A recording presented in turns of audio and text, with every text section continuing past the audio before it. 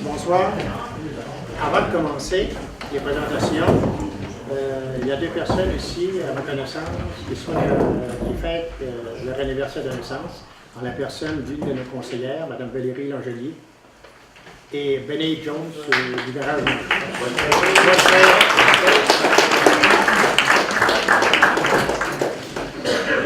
Madame la préfète, Mesdames, Messieurs les maires, Mesdames, Messieurs les conseillers, distingués invités, Mesdames, Messieurs. Je vous remercie de votre présence ce soir ici parmi nous. Nous sommes très heureux de partager avec vous une bonne nouvelle, soit celle d'un projet créateur d'emplois, ce qui peut-être ne peut être que bénéfique à l'économie de notre municipalité. Je vous présente maintenant les gens de la compagnie Cana Aquaculture.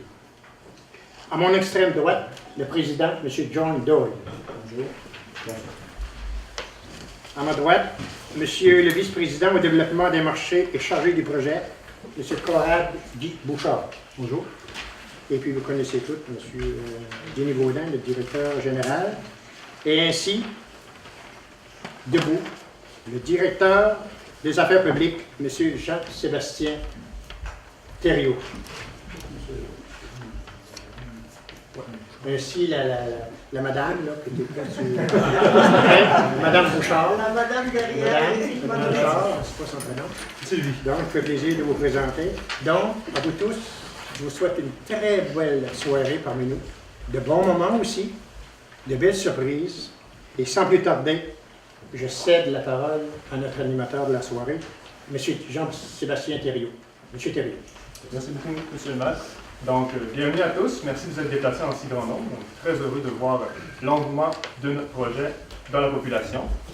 Je ne ferai pas toutes les présentations. Madame Sylvie Thériault, la responsable d'administration pour Cana Aquaculture. Donc, la présentation ce soir va se faire sous 7 thèmes, les différents panneaux que vous voyez ici.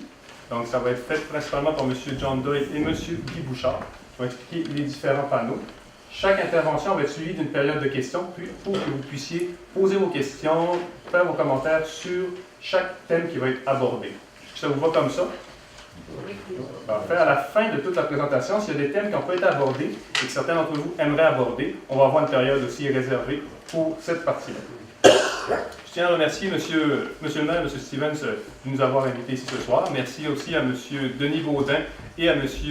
Philippe Moreau, excusez-moi, pour leur soutien et leur aide jusqu'à maintenant pour l'organisation ce soir. Merci aussi spécial à M. Jean-Philippe Chartrand et à Mme Lelièvre de la Chambre de commerce, M. Jean-Philippe Chartrand de la COMAX, qui nous soutiennent aussi dans l'organisation de ce soir.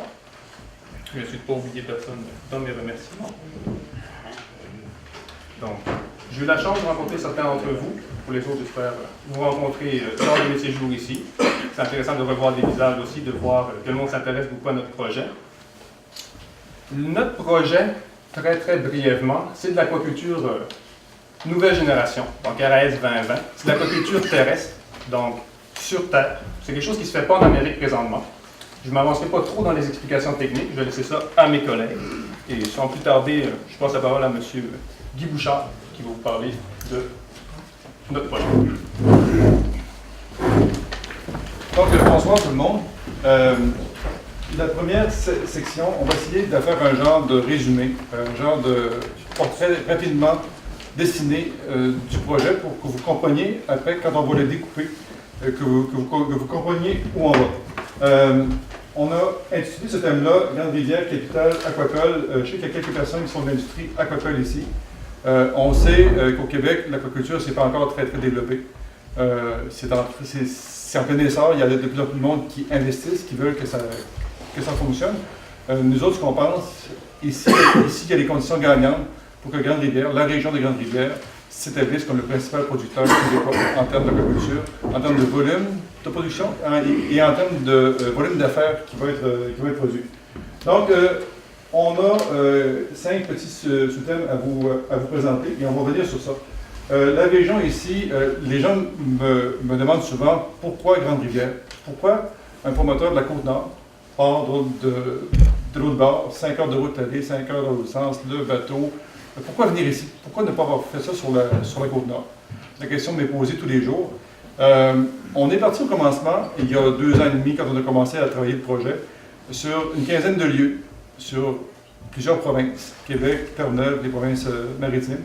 On a examiné plusieurs lieux et on a resserré tranquillement. On s'est fait un cahier, un genre de cahier de route, un genre de checklist en disant ça me prend ça.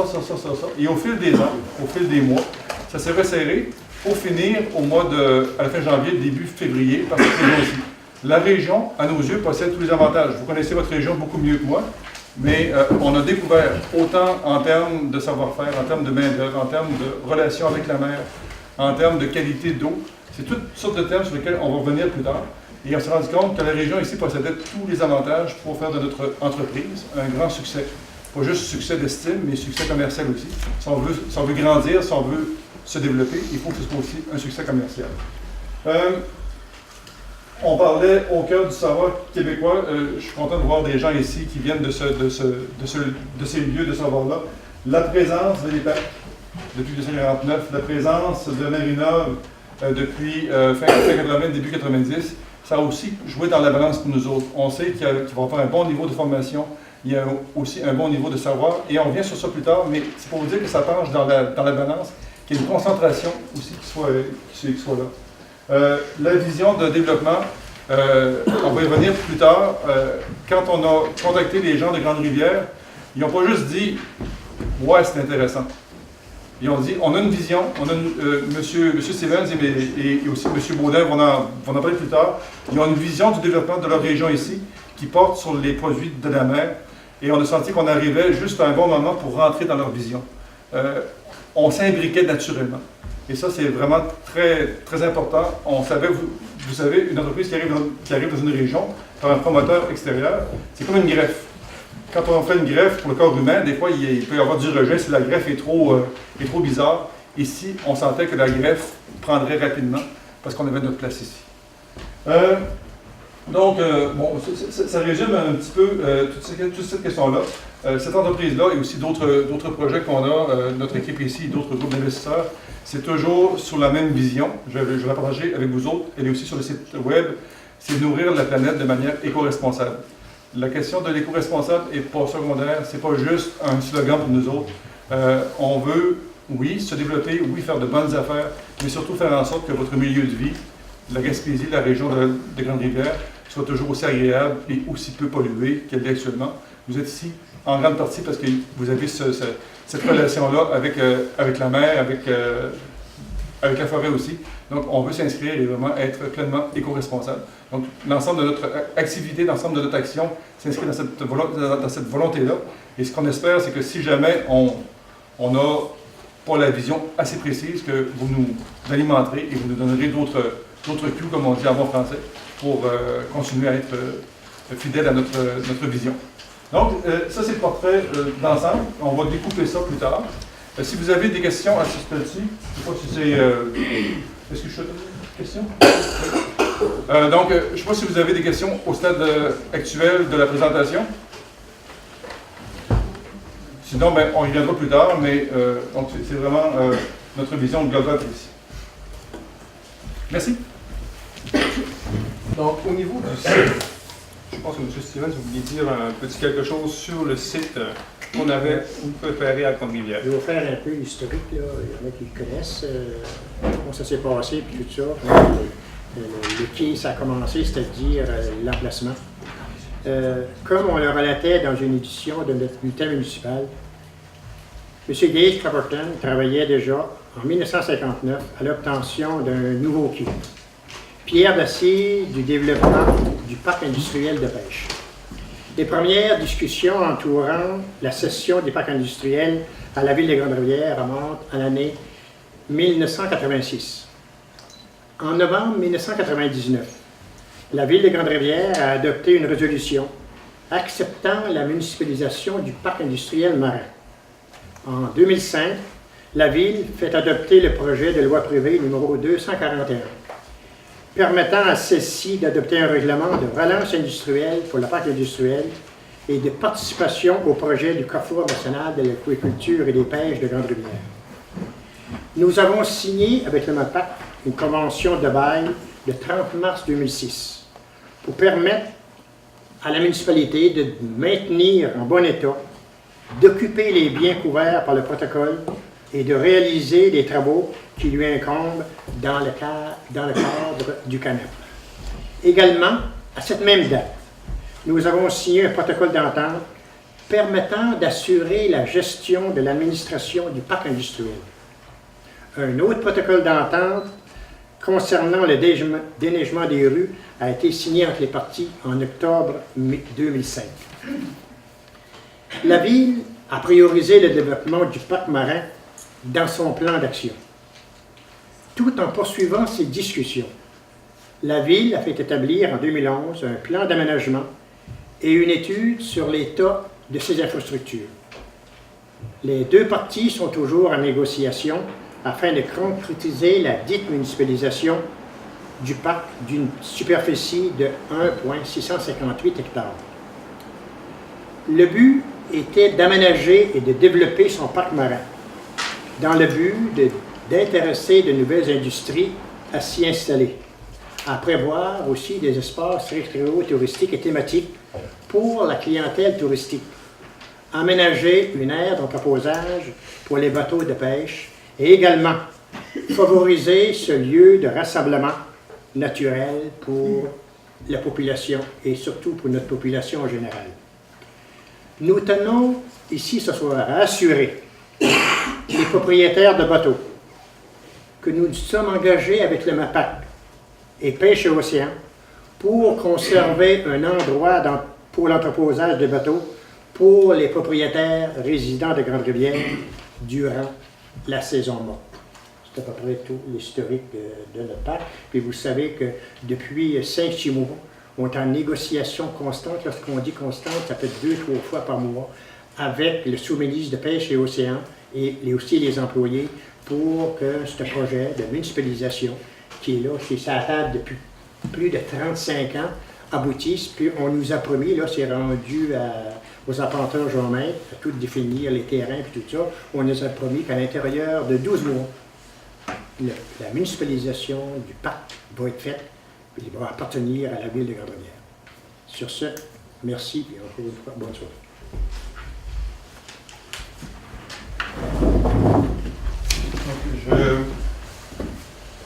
Pour la question du site, je pense que vous avez peut-être des choses à ajouter, monsieur. Non, tout est beau. Il n'y avait pas d'autre. La question du site est très, très importante. On avait dressé un devis pour le site, un devis d'une couple de pages, et le site aquacole parfait, il n'existait pas. Je vous le dis tout de suite, là, il faudrait qu'il soit au niveau de la mer, que l'eau tombe à 90 degrés juste au bord pour une prise d'eau qui mesurerait 10 pieds. Bon, le site parfait n'existait pas. Mais le site ici, c'est un site extraordinaire, un site exceptionnel. Pas parfait, mais pas loin. Je ne le connaissais pas. Ça a pris M. Chartrand pour nous ouvrir les yeux il y a quelques mois sur cette question-là.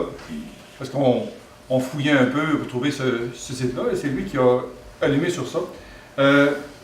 Ça prend toutes sortes de choses de base.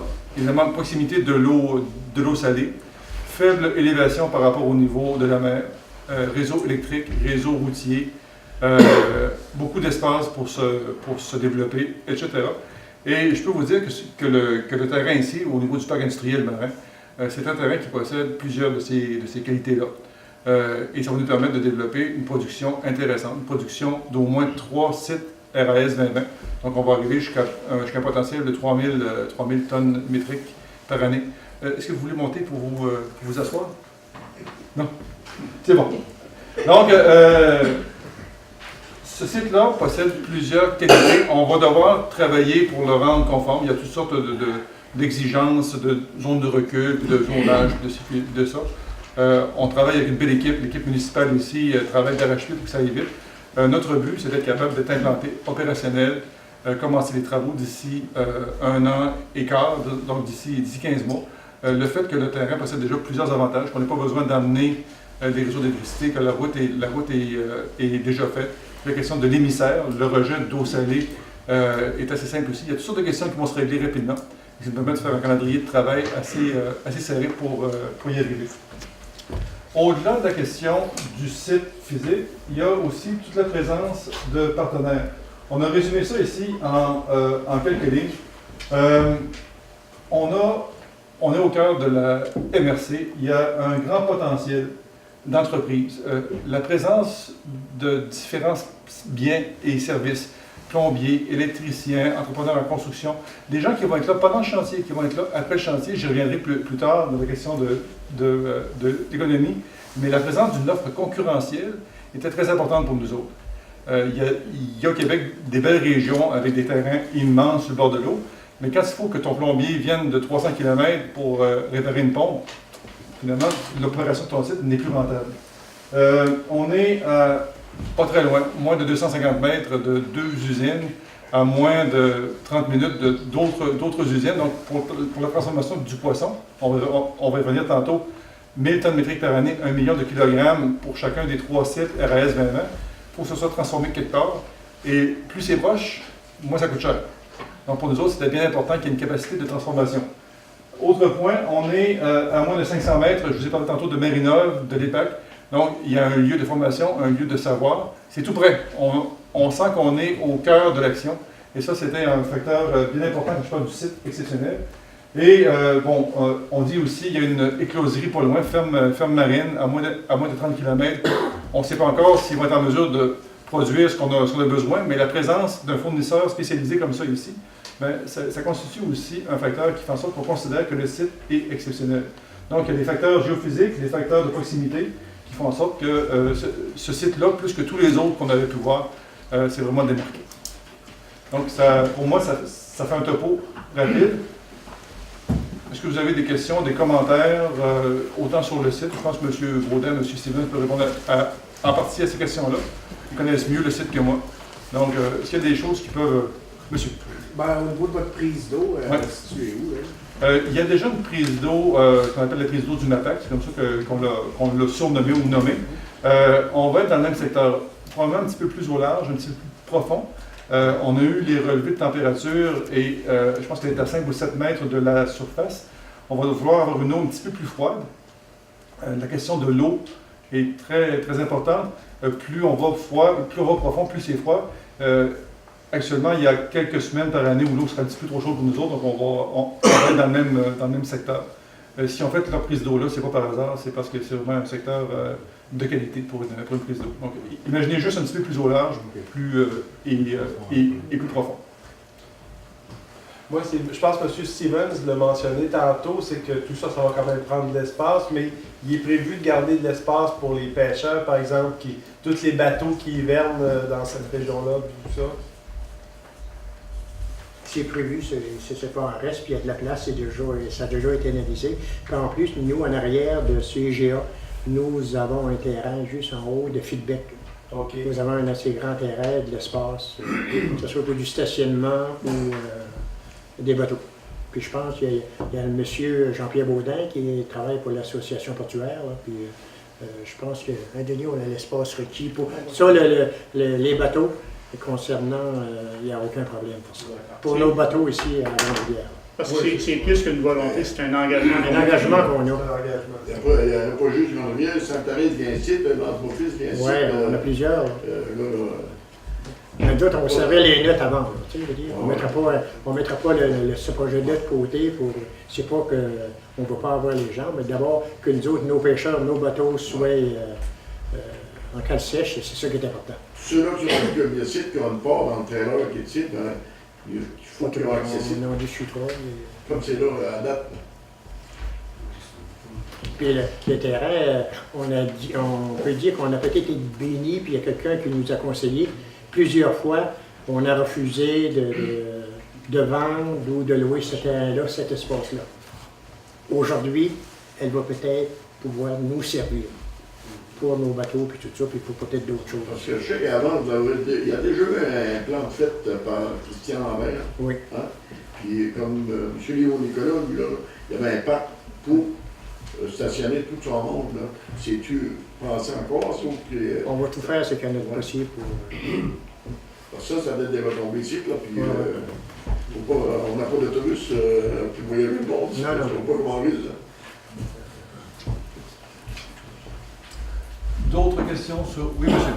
Ordinairement, l'élevage du saumon causait beaucoup de déchets. Maintenant, vous avez une méthode spéciale pour l'élevage qui élimine ces déchets-là? Ou Oui. prévoyez-vous, disons, des algues en dessous pour consommer le plus possible puis produire des déchets ou quelque chose de genre là? C'est bien, vous prenez de l'avance sur notre présentation, mais je vais répondre à votre question tout de suite. L'avantage de l'aquaculture sur terre par rapport à l'aquaculture en mer, je vais faire de la différence. Je vais essayer de parler dans les détails. Les deux principaux pays producteurs de saumon d'aquaculture dans le monde, le Chili et la Norvège, cultivent la majorité du saumon en mer. Au Chili, c'est dans des baies, dans des anses. En Norvège, c'est dans des fjords. Le problème que ça pose en général, c'est qu'il n'y a pas de courant, donc ils sont à l'abri de toutes les tempêtes, et tous les déchets, tous les besoins des saumons se retrouvent tout le temps à la même place. Il n'y a pas de courant, puis après 15-20 ans, ben, l'eau est saturée, donc l'eau est polluée. Donc la question de ces déchets-là est un problème véritable. L'aquaculture sur terre, principalement ce système-là, RAS 2020, permet de filtrer l'ensemble des solides. Donc l'ensemble, on va le dire comme ça, l'ensemble de la mer de saumon va être filtré, va être centrifugé, va être déshydraté, et on va produire comme ça à peu près 10 tonnes de ce stuff-là. Et notre projet, c'est de prendre ce solide-là et d'en faire du compost qui servirait à des cultivateurs de la région ici. On va mandater un groupe de recherche pour mettre les bonnes bactéries en fonction de la bonne culture pour qu'on livre le bon compost. Donc, au lieu d'aller polluer quelque chose, on va créer une richesse, on va créer un fertilisant pour les cultivateurs d'ici. Donc, ça, c'est le principal problème des solides. Pour la question des nitrites, c'est beaucoup moins important. D'une part, il y a des biofiltres qui gèrent ça en bonne partie. Et par la suite, ce qui va rester, on a des objectifs et des limitations fixées par le ministère de l'Environnement. Et on va respecter tout ça, puis ce qui va aller en mer ne sera pas considéré du tout comme polluant. M. Bouchard? Oui. Ça serait peut-être intéressant que les gens qui interviennent se nomment. Ce nom, oui. Je fais semblant de connaître tout le monde. Donc, les prochains, je vais les inviter à se nommer comme ça. On va commencer à se connaître. OK. Est-ce qu'il y a d'autres questions pour la question du site? C'est bon? Donc, on va passer à des explications plus techniques concernant justement le système.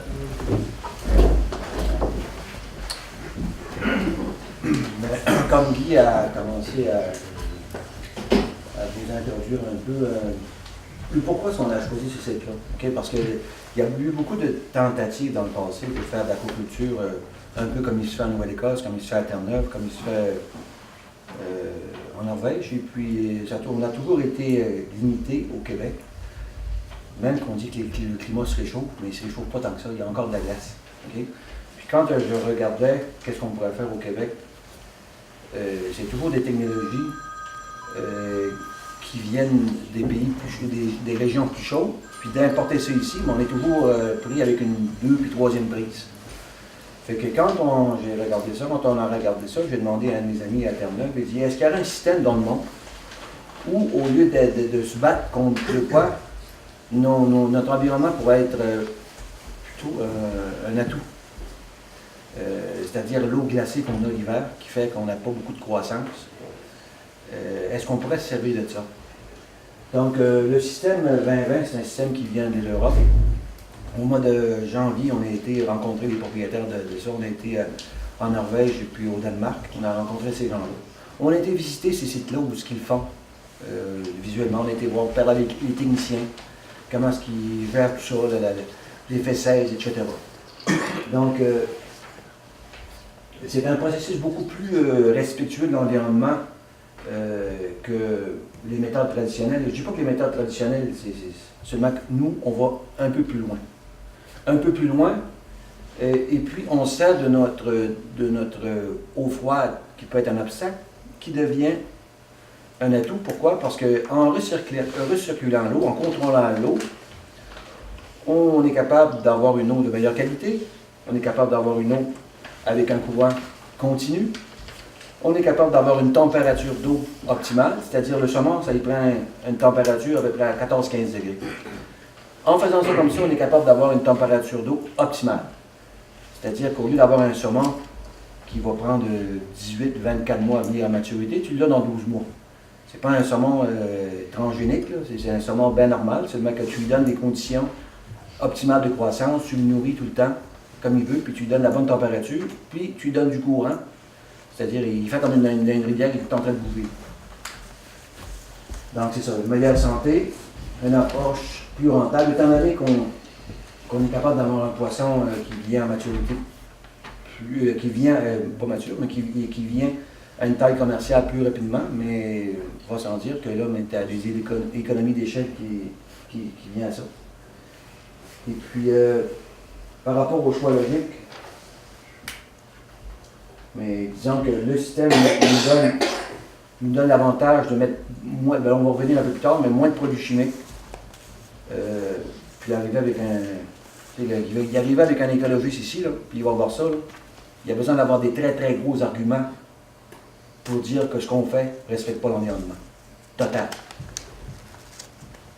Il a besoin d'avoir des très très gros arguments. C'est un peu ça. Si vous avez des questions, je n'aime pas. Donnez votre nom en premier. Allez-y. Jean Côté, je suis directeur scientifique au regroupement des pêcheurs professionnels du sud de la Gaspésie. Juste pour mon information, ici dans le cycle du saumon, vous partez de l'œuf jusqu'à... Non? Okay. On va acheter les petits smokes. OK. On les met dans... Donc tout le processus est en eau salée à ce moment-là, c'est ça? C'est ça. OK. Puis les poissons vont venir... c'est du charbon atlantique. Puis il va provenir de... Mais il y a deux... Selon notre consultant ternevien, il nous dit que les meilleurs œufs au monde proviennent de l'Islande, c'est des femelles. Le taux de croissance c'est meilleur. Donc, mais vous ne jouez pas avec les œufs, parce que j'ai compris. Non, on ne fait pas du Frankish fish. Là. Non. Et puis, les œufs viennent au Nouveau-Écosse, au Nouveau-Brunswick.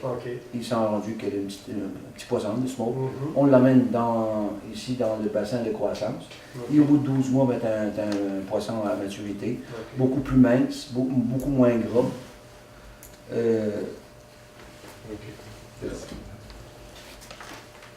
D'autres questions? Vous donnez une petite idée de Simplement sur le système, là, vous l'avez vu là-bas en Norvège ou ces pays-là, puis ça fait quelques années que c'est implanté, ça a donné des bons résultats. Ça fait 2-3 ans que ça commence. Nous autres, on était dans un, comment ça s'appelle? Volda? Ostrovolda. C'était un heure au nord de Oslo par avion. Et puis on était voir une installation qui a coûté 42 millions d'euros. Puis tu te promènes là-dedans, il y a du saumon partout. Là. Puis même que les bottes de travail là, des employés, là, des techniciens, c'est des crocs. Tu sais, des crocs,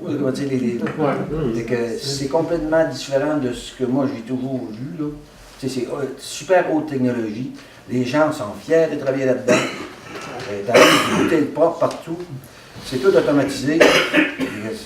Ça fait quelques années que ça roule, qu'ils ont des productions successives. Puis là, ils sont en train d'en installer une en Suisse. Il y en a 6 qui sont en train d'être installés au Danemark. 2 saumons et puis de kingfish. Kingfish est une autre sorte de poisson à chair blanche. Donc, ils sont en train de les installer un peu partout. Là.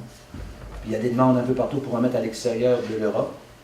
Mais ce système-là, on serait les premiers en Amérique du Nord à l'avoir ici. Puis on va commencer par marcher, on va en faire un. Puis une fois qu'on va savoir marcher un petit peu, maintenant on pourra regarder pour en faire un deuxième, puis un troisième. Peut-être pour répondre, d'autres petits éléments. La génération par la compagnie, ça fait une dizaine d'années qu'ils en font, et cette génération-là, à partir de ce système de biofiltre-là, parce que la clé c'est dans le biofiltre, comme Jean disait, ça fait 3 ans, mais ça fait 10 ans que ça existe, ce genre de principe-là. Et à chaque 3 ans, ils font une refonte. C'est comme un peu les modèles de voitures. Il y a un monsieur de Ford ici, là. C'est le même principe. Donc, c'est la dernière génération de ce système-là. Jean, tu peux expliquer la différence de ce qu'on a vu en Norvège, avec 14 bassins différents, puis ça, nous autres, avec un seul bassin, c'est quoi la différence? C'est que nous, ça va être c'est un building de 150 par 200. 150 pieds par 200. Puis c'est ni plus ni moins qu'une grosse piscine circulaire, okay, avec des casiers amovibles à l'intérieur. Donc, aussitôt que ton poisson arrive à une certaine grosseur, ça grossit, les casiers, ça grandit. Et puis après ça, les petits poissons qui n'ont pas réussi encore à prendre leur maturité, ils restent dans l'endroit où ils doivent aller. Parce que si tu mets un gros poisson à côté d'un petit poisson, il va y avoir il va se manger un à l'autre. Donc, c'est prévu pour ça, prédation. Et puis, au bout de 12 mois, le poisson arrive en finale, il s'en va dans un bassin pour la stabilisation quelques semaines. Et puis, par la suite, là, il est prêt pour l'abattage. Jean-Philippe Lunard, je suis directeur qualité chez Oganetis, transformation du crabe et du homard. Je voulais savoir. C'était mon comme question.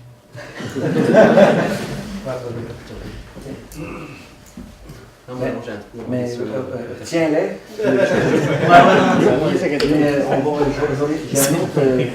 J'ai d'autres choses à dire dans 5 minutes. Alors, on revient. Faites-vous-en pas pour ceux qui ont des questions que soit vous n'y pensez pas maintenant, ou si vous avez une question, car ça peut arriver, une question qu'on n'a pas de réponse présentement, vous avez tous, avec la feuille qu'on vous a remis, l'adresse du site internet, mon adresse courriel aussi, mon numéro de téléphone, donc gênez-vous pas pour me contacter. Et toutes les questions qu'on va avoir ce soir, qu'on ne pourra pas répondre présentement, on va les mettre sur le site internet et on va trouver la réponse et on va vous la mettre sur le site internet aussi. Donc l'information va être disponible. Ma question en fait c'est le poids final, c'est quoi l'objectif, le poids de vente? À peu près 10-12. Bonjour, Charles Sy à Grande-Rivière. Oui. Je sais que vous parlez tantôt pour les bouts. Je suis trop en avant pour ma question. Allez-y. Avez-vous estimé l'évaluation des bouts avec les 3 systèmes. bassins, 3 systèmes? Mais les 3 systèmes, il n'y a aucune boue qui va sortir. Tout est récupéré. Comment ça représente en termes de... C'est 10 tonnes métriques, excusez-moi, 10 tonnes métriques par RAS 2020. Donc, par année? Par année. Donc, si vous en avez 3, ça fait 30 tonnes métriques. 30 tonnes métriques de boue qui vont être filtrées? Oui. Normalement, ces bouts-là sont pris pour essayer de transformer. Non, on peut faire... c'est comme on faisait anciennement quand on avait des jardins. On peut mettre ça dans les séances. C'est de la marque de poisson. On fait ça avec les cochons. Il y a mieux pour ça.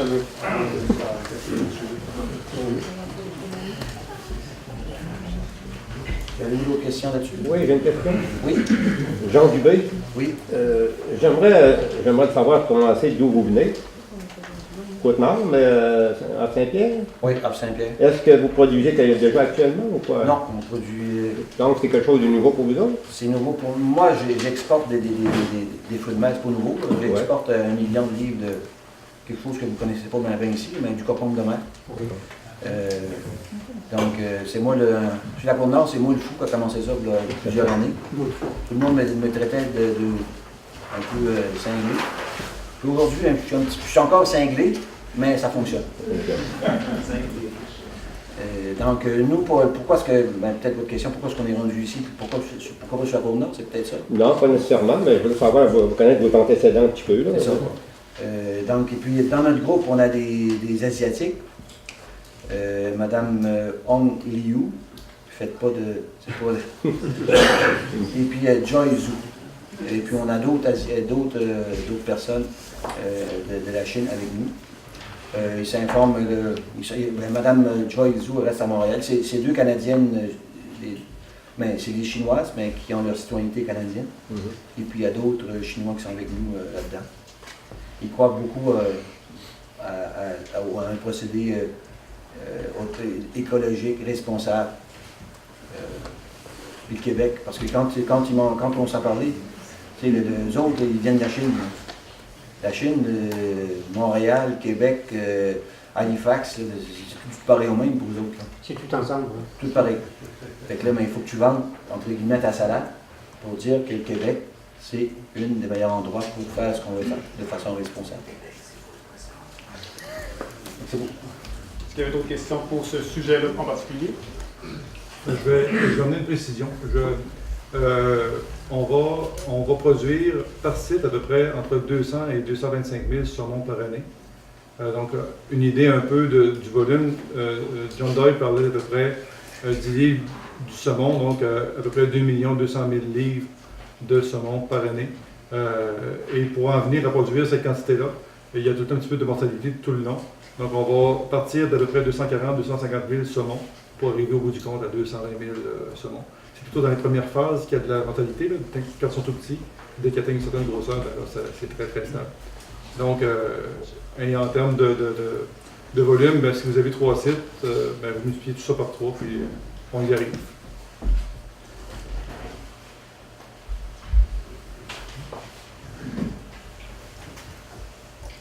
Bon, pour aller un peu sur la même tendance que tantôt, mais c'était une empreinte écologique très réduite, c'est-à-dire que, comme je disais tout à l'heure, on prend notre eau salée, on contrôle l'intrant et on contrôle le sortant.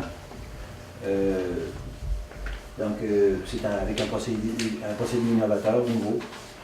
Donc, le saumon qu'on va mettre dans le bassin n'a aucune interaction avec le saumon sauvage ou le saumon d'aquaculture ou d'autres espèces marines qui pourraient être alentour ici. Là. Parce que le saumon, ni plus ni moins que dans une piscine en circuit fermé. Donc, il n'y a pas d'interaction. Exemple, dans le saumon d'élevage traditionnel, la semaine passée, il y a eu une bad luck qui est arrivée au Chili. Là, je pense que c'est 80 000 tonnes qui est en péril. Il y a on appelle ça des silices, des poux de mer. Bon, mais là, ça rentre dans le poisson. Puis là, mais si tu le prends en temps, c'est pas pire, mais si tu le prends pas en temps, mais tu perds tous tes poissons. Fait que là, mais pour essayer de contrer ça, mais là, tu mets des produits chimiques pour tuer. Nous, il n'y en a pas d'interaction avec le milieu naturel. Donc, ce que ça fait, c'est qu'on n'a pas de... Premièrement, on n'a pas de cette maladie-là. Deuxièmement, on n'a pas de produits chimiques à mettre sur le. Donc, on a parlé d'engrais, moins de produits chimiques, moins de vaccins. Santé au travail, qualité de vie, comme je vous le disais, et quand on était là-bas, les gens ils ont souri jusqu'à là. C'est des gens en 25-30 ans. Je ne vous dis pas que ça va être ça le salaire, donc je vais vous donner un exemple. Mais le technicien gagne 30 il travaille 32,5 heures par semaine en Norvège. OK. S'il fait plus que ça, mais c'est à temps et demi, le matin, il rentre, il a le sourire là, puis il fait 100 000 $ par année. C'est pour... Mais il a un coût de vie. C'est ça, il n'y a pas d'impôts aussi, les impôts sont pris sur la quotidienne. C'est ça, donc le coût de la vie est beaucoup supérieur. Mais ce que je veux dire, c'est des emplois, c'est valorisant, c'est le fun, tu arrives le matin, tu arrives, tu as des salles, c'est des ordinateurs, puis là, tout est contrôlé, l'oxygène et tout, puis après ça, il y a des passerelles, les jeunes arrivent, mais pas les jeunes. Donc, 25, 30, 40 ans. Les plus jeunes que moi. Ils arrivent, puis ils se promènent, puis là, s'il y a un problème, mais ils contrôlent. Donc, moi, ce que j'ai aimé de voir là-bas, c'est que tout le monde a le sourire. Ils sont tous heureux. Là, ils travaillent, puis ils sont heureux de faire de quoi, tout est correct. Tu ne fais pas de cours au détriment de quelque chose là, c'est bon. Non, au transgénique, je sais qu'à terme, les Canadiens ont inventé un saumon qui croît 2 fois, 3 fois plus vite. Puis là, c'est acheté par des Américains, là, c'est rendu au Panama. Il y avait eu l'autorisation de le vendre, ils l'ont plus, en tout cas. On n'embarque pas là-dedans. On n'embarque pas là-dedans. Puis nous, on n'habille pas Jacques pour déshabiller Pierre. Okay? On ne rentre pas en compétition avec personne. Donc, ce qu'on fait, on amène du plus. Là. On ne se bat pas contre une biomasse, on ne se bat pas contre un quota de crabe, ni un quota de pétanque ou n'importe quoi. Nous, on prend de quoi? De l'œuf, puis on amène de quoi au bout d'un an, à maturité, puis on crée de l'emploi, on crée de la richesse pour le milieu. Puis, le Québec, on n'est pas les premiers. Là. Donc, au Canada, on n'est pas les premiers. Puis le Canada n'est pas les premiers dans le monde. Fait qu'on a beaucoup de pain sur la planche, puis c'est un beau défi. On va prendre ça, c'est un beau défi. Parlant des défis, j'imagine, vous avez fait l'étude probablement, mais va falloir le vendre, ce saumon-là, puis effectivement, il y a un gros marché, puis il y a beaucoup de producteurs. Ça, ben nous, est-ce que vous avez des coûts comparables, meilleurs, ou vous êtes plus cher, mais vous dites que vous avez un saumon de meilleure qualité qui devrait trouver son marché? Ben, vous avez tout répondu. OK. Les Européens, ce qu'ils nous disent, il y a entre 30 et 50% plus cher pour leur saumon comme ça que le saumon traditionnel, si vous voulez, le saumon d'élevage traditionnel. Puis quand tu parles avec les gens, mais le saumon est beaucoup plus maigre. Si vous avez déjà mangé du saumon sauvage, mettons de la rivière, peu importe, là. La rivière Rivière? C'est ça, pas du saumon braconné, là. Du saumon sauvage. C'est ça. Ça ressemble étrangement à un saumon sauvage, la texture, la fermeté, beaucoup moins de gras, beaucoup plus long, moins gros. Donc, toutes ces choses-là, quand tu parles à des gens comme des gens comme Daniel Vizina, comme Norman Laprise, comme Martin Picard, des gens de la gastronomie à Montréal qui ont un aura sur le Québec au complet. Quand tu parles avec des gens à New York, quand tu parles des gens à Toronto, quand tu parles des gens en Chine, quand tu parles avec des exportateurs qui exportent en Chine, puis que tu leur dis ce produit-là, ils disent emmenez-les. On va s'en occuper. Et pour répondre, je sais que John Doyle est responsable d'approvisionnement et des ventes, entre autres responsabilités, en plus de développer une vision. Et notre poisson est déjà vendu. Donc juste, il est déjà vendu. Il est vendu, bon, on en vend pareil. Oui, on en vend pareil, mais ce qu'on veut... Ça vous inquiète pas? Non, ce qu'on veut avant le premier coup de pelle, c'est qu'il soit vendu déjà à plusieurs fois à plusieurs acheteurs potentiels. Il faut qu'on ne soit pas prisonnier. Il y a plusieurs pêcheurs ici, plusieurs personnes qui savent c'est quoi la pêche. Quand tu as un seul acheteur, tu es prisonnier, puis tu es pogné avec... Donc, on va avoir plusieurs solutions tout le temps. Et déjà, on a trois solutions. Puis s'il y a des locaux ici qui veulent l'acheter, puis transformer, puis faire une valeur ajoutée, bien, on ne demande pas mieux. Là. Si vous voulez en acheter 10, 15, 20, 25, 30, 40% de la production, puis après ça, de créer 10, 15, 20 emplois de plus, faire du saumon fumé, entre les guillemets, peut-être pas bio, mais pas loin d'être bio, ben, bravo. On fait ça pour ça. Et, avez-vous d'autres questions là-dessus? Anne Saint-Jean, quand on voit la densité de population dans un bassin, est-ce que ça pourrait venir des maladies et être obligé d'utiliser de l'antibiotique? Ce qu'ils nous ont dit, c'est que, étant donné qu'on contrôle le courant, il y a beaucoup moins d'antibiotiques, beaucoup moins de vaccins que dans le saumon d'élevage normal, étant donné que là, ils sont tous pognés ensemble, ils ne bougent pas. Puis que là, tu n'as pas des prédateurs, mais tu as des parasites qui viennent. Là, tu contrôles tes intrants. Ton eau, là, avant de toucher le saumon, elle est contrôlée, elle est analysée. Et puis contrôlée avec l'oxygène, etc., etc. Donc, peut-être que de temps en temps, il va en avoir, mais ce qu'on a vu en Europe, c'est beaucoup moins que ce qui se fait. Parce que là, tous les œufs sont dans le même panier. Tu as un bassin, si la maladie rentre dedans, c'est toute la production qu'il faut effacer. C'est ça, mais regardez, nous, on prend ce gamble-là, parce qu'il y a des avantages à ça. Les poissons morts, ça se dégage plus facilement, parce que souvent, si tu as des poissons morts dans le fond, ça fait une semaine qu'ils sont là, puis ils n'ont pas décollé. Mais souvent, c'est ça qui scrape ta production.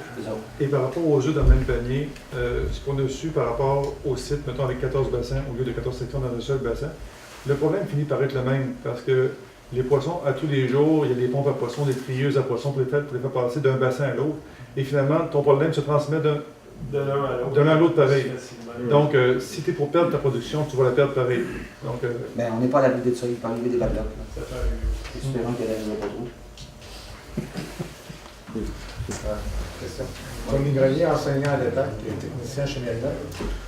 Vous parlez de 3 sites potentiels qui vont s'installer tous à Grande-Rivière. Mais là, regarde, on va aller avec ce qu'il y a, là. On va aller avec le réaliste. Là, on vient ici parce qu'on pense qu'il y a c'est la place à venir. Là. Mais si on est capable d'en faire 2, on va en faire 2. Si on est capable juste d'en faire 1, on va en faire 1. Puis après ça, on va aller ailleurs. Pourquoi ça? Il y a 3 semaines, j'étais à l'extérieur du pays. On parle d'autres choses. Fait que, tu sais, de l'eau salée, il y en a ailleurs.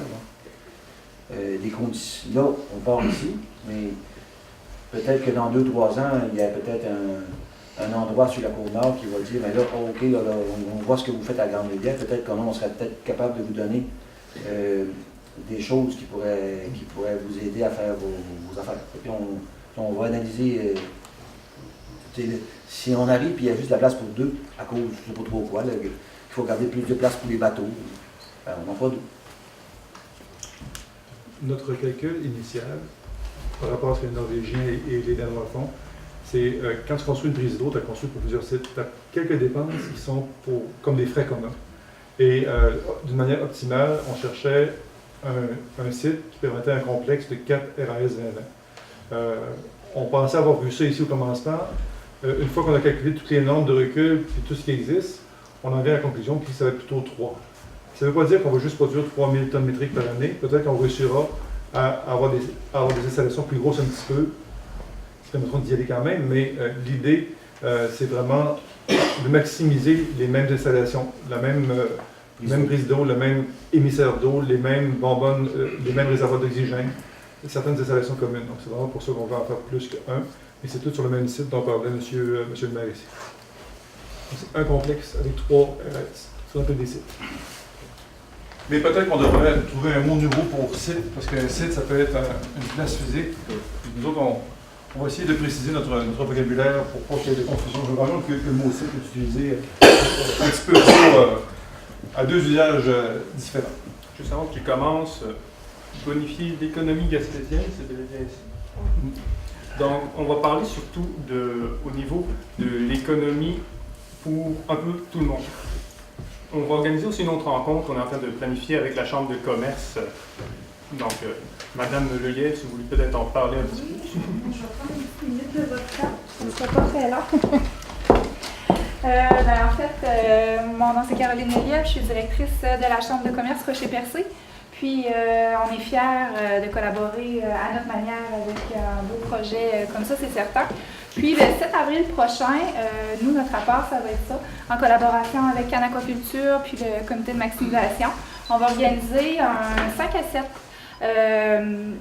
à l'École des pêches. Dans le fond, là, j'ai pris quelques petites notes là, pour que ce soit plus clair un peu. Donc, les dirigeants d'entreprises concernés, soit par la phase des travaux vraiment plus au niveau de l'infrastructure, soit par l'exploitation du site aquacole comme tel, vont être invités. Ça va être sur invitation. Les gens concernés vont recevoir les invitations, téléphone, courriel. Là, on va se monter tout ça, là, bien sûr, en collaboration, là, vraiment en lien avec les besoins spécifiques. Puis, on va viser particulièrement les gens de la MRC Rocher-Percé pour cette partie-là. L'activité va être divisée en 2 temps. Premièrement, ils vont vraiment vous aborder sur la phase des travaux, quel type de chantier, les étapes du chantier, les calendriers préliminaires et tout ça. Puis la deuxième partie, ils vont vraiment plus parler au niveau de la phase d'exploitation, donc les principaux achats au niveau de l'approvisionnement, les principaux services requis pendant l'exploitation, la sous-traitance et tout ce qui vient avec ça, là. Puis, 3 objectifs vont sortir de ça. Donc, le premier, c'est les entrepreneurs et les commerçants qui vont savoir vraiment précisément quel type d'activité économique va mener à Canaquaculture sur le territoire de Grande-Rivière, puis tout ce qui va sortir un peu de Grande-Rivière, bien entendu. Obtenir de retombées pour les entreprises locales. Nous, c'est sûr qu'on travaille fort de ce côté-là. Puis, qui sait, peut-être même créer des opportunités d'affaires. C'est Donc, c'est juste préciser, c'est pas pour limiter les questions ou quoi que ce soit qu'on fait une deuxième activité comme ça, c'est tout simplement qu'aujourd'hui, on voulait focusser sur le citoyen moyen, le citoyen de Grande-Rivière qui a des questions générales sur le site, parce qu'on sait que les entrepreneurs et les différentes entreprises auront des questions probablement plus pointues sur qu'est-ce qu'ils vont pouvoir aller chercher dans notre entreprise, puis comment on va pouvoir travailler avec eux. Donc, c'est tout simplement pour ça qu'on a fait une espèce de deuxième rencontre qu'on cible plus les entreprises. Donc, je laisse la parole. Monsieur Bouchard.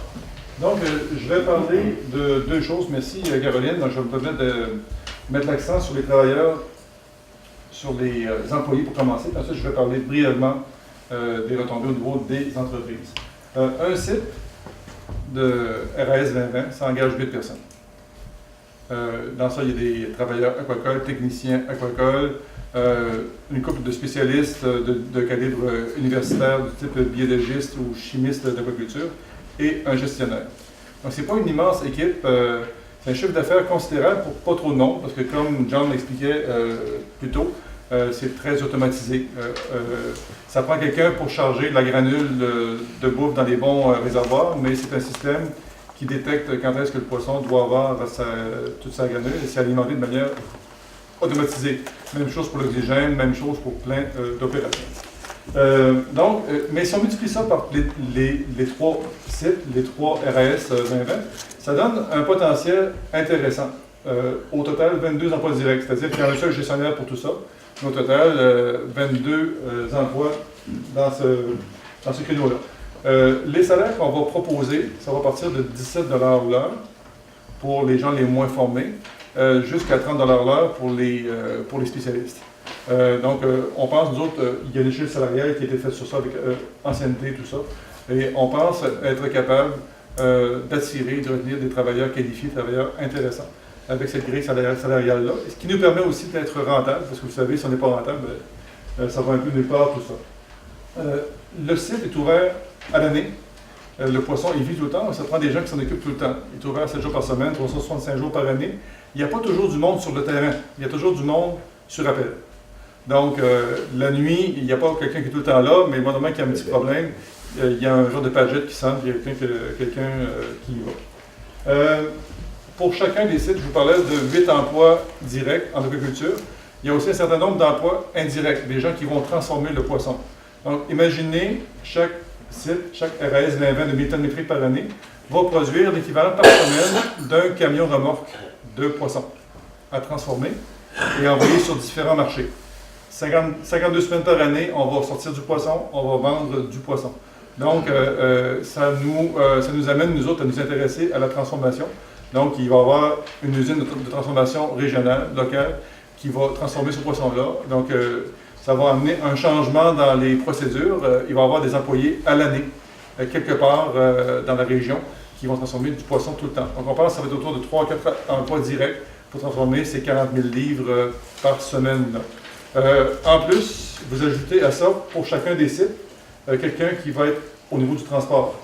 Si on prend le scénario le plus probable pour nous autres pour l'instant, le marché s'appelle le Boston Market, qui va de Boston jusqu'à Washington. Il y a quelque chose comme 135 millions de personnes dans ce couloir-là. Mais ça va prendre quelqu'un qui va livrer le poisson à chaque semaine, aller-retour.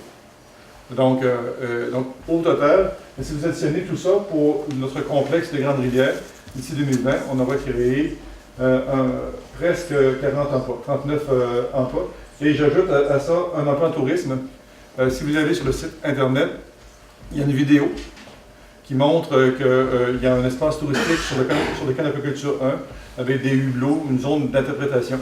C'est pas quelque chose d'aussi sophistiqué que plein de zones d'interprétation qui existent partout, mais pour les gens qui s'intéressent spécifiquement à l'aquaculture, ça va être intéressant. C'est une capacité, un genre de petit ajout à l'offre touristique de la région ici.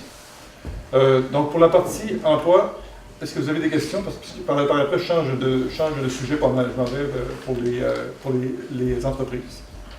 Avez-vous des questions pour ce petit bout-là? On va commencer l'exploitation à partir quelque part milieu 2018. Donc, on va commencer l'embauche quelques mois, dans les mois précédents. Puis on pense qu'on a les bons paramètres, les bonnes conditions pour avoir les gens qui vont travailler ici. On parle d'augmentation de la richesse, foncière. Évidemment, on parle de, quand on dit 16 millions d'investissements pour faire le premier site, c'est 16 millions incluant l'infrastructure, l'ingénierie, la planification et le cash flow. En termes juste d'infrastructure, les travaux à faire physiquement, c'est 11 millions. Donc, le premier site va coûter 11 millions d'infrastructure et 5 millions en d'autres choses, dont 4 millions de cash flow. C'est des gros chiffres, c'est comme des gros blocs. Ça permet de comprendre un peu qu'est-ce qui se passe. Les sites suivants vont coûter un petit peu moins cher. Comme je disais tantôt, ils vont avoir des équipements communs. Donc, les sites suivants vont coûter à peu près 15 millions chacun. Pour un total d'investissement pour le promoteur, nous autres, de 45 millions de dollars pour l'ensemble du complexe. Donc 45 millions, puis je ne sais pas combien ça finira par être évalué, mais ça va contribuer à la hausse de la richesse foncière du secteur ici. Des biens et services gaspésiens, c'est important pour nous autres, pas parce qu'on est généreux, c'est important d'avoir des bons fournisseurs locaux, des gens disponibles. Je n'aurai pas de plombier qui travaille pour moi, je n'aurai pas d'électricien qui travaille pour moi. Ça va être un entrepreneur en plomberie, un entrepreneur en électricité, des entrepreneurs spécialisés qui vont venir réparer, améliorer les choses quand on a besoin d'eux autres. Une des raisons qui nous a motivés à nous installer ici, c'est qu'il y a plusieurs entrepreneurs concurrentiels, des gens qui veulent se développer, des gens qui sont d'affaires. Donc, le fait que ça existe un peu partout dans le secteur, de Rocher-Percé jusqu'à Chandler, c'est une motivation pour nous autres, jusqu'à Port-Daniel, plus ou moins, je te sentais réfléchir, là, Donc, pour nous autres, c'est un facteur qui est important. C'est évident, sur un budget de dépenses annuelles qui est autour de 5-6 millions de dollars, il n'y a pas 5-6 millions d'approvisionnement, c'est pas ça. La moitié de notre budget, c'est de la bouffe à poisson, il y a la facture d'électricité, il y a personnel, mais il va finir par avoir quand même des morceaux intéressants à venir gober par les entreprises d'ici. Autant tous les consommables normaux, les professionnels, les réparations et tout ça. Donc, il y a vraiment tout un potentiel qui est là, qu'on va détailler, comme Caroline disait, lors de la rencontre du 7 avril. Mais il y a quelque chose d'intéressant pour le milieu d'affaires ici, pendant le fonctionnement. Et pendant le chantier, il y a beaucoup de bétonnage, beaucoup de structures. Donc, il y a un immeuble, John Doyle parlait d'un bâtiment de 150 pieds par 200 pieds, avec toutes sortes de systèmes de pompes et de tuyaux. Il faut que ça se construise, tout ça. Donc, ça va faire partie, nous autres, ce qu'on espère, c'est qu'il y a des entrepreneurs d'ici qui vont être capables de faire ce genre de travaux-là, de côté dessus, de concurrentiel, et de nous amener à devenir meilleurs avec ça. L'autre point, dans les avantages pour nous autres, on pense aussi qu'on vient bonifier ce qu'on appelle le secteur institutionnel. Il y a des gens qui vont venir étudier en aquaculture. Ça peut être bon pour tout le monde. Donc, nous autres, c'est intéressant d'avoir l'école juste à côté. Je pense que c'est intéressant pour l'école d'avoir aussi un site qui est aussi pas loin. Donc, c'est un peu gagnant-gagnant pour tout le monde à ce niveau-là. Donc, c'est différents aspects qui font en sorte qu'on pense qu'on vient bonifier l'économie. Et comme disait John plus tôt, on pense qu'on n'enlève rien. Étant donné qu'on amène quelque chose d'extérieur, on ne touche pas à la biomasse. On ne fait pas concurrence à personne dans le milieu ici. On pense que c'est un gain net qui est assez intéressant pour la région. Est-ce que vous avez des questions? Il va sûrement avoir interaction avec les PAC et le Mairie-Nord. Oui. Ça, c'est sûr.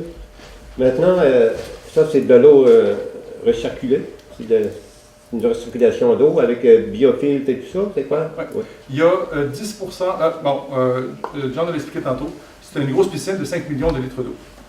10% de nouvelle eau tous les jours, donc 500 000 litres d'eau neuve, qui est toute chargée des minéraux de la mer, donc de l'eau qui passe, avant d'arriver dans le réservoir, qui passe par le biofiltre pour libérer de toutes les parasites, bactéries et autres bébelles du genre, avant d'arriver dans notre bassin à poissons.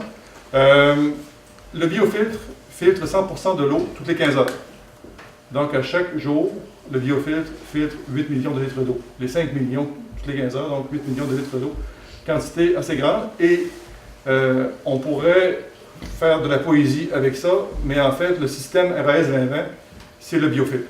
On pourrait trouver toutes sortes de choses. Tout le succès est basé sur ça. Et c'est la clé. C'est la clé du succès.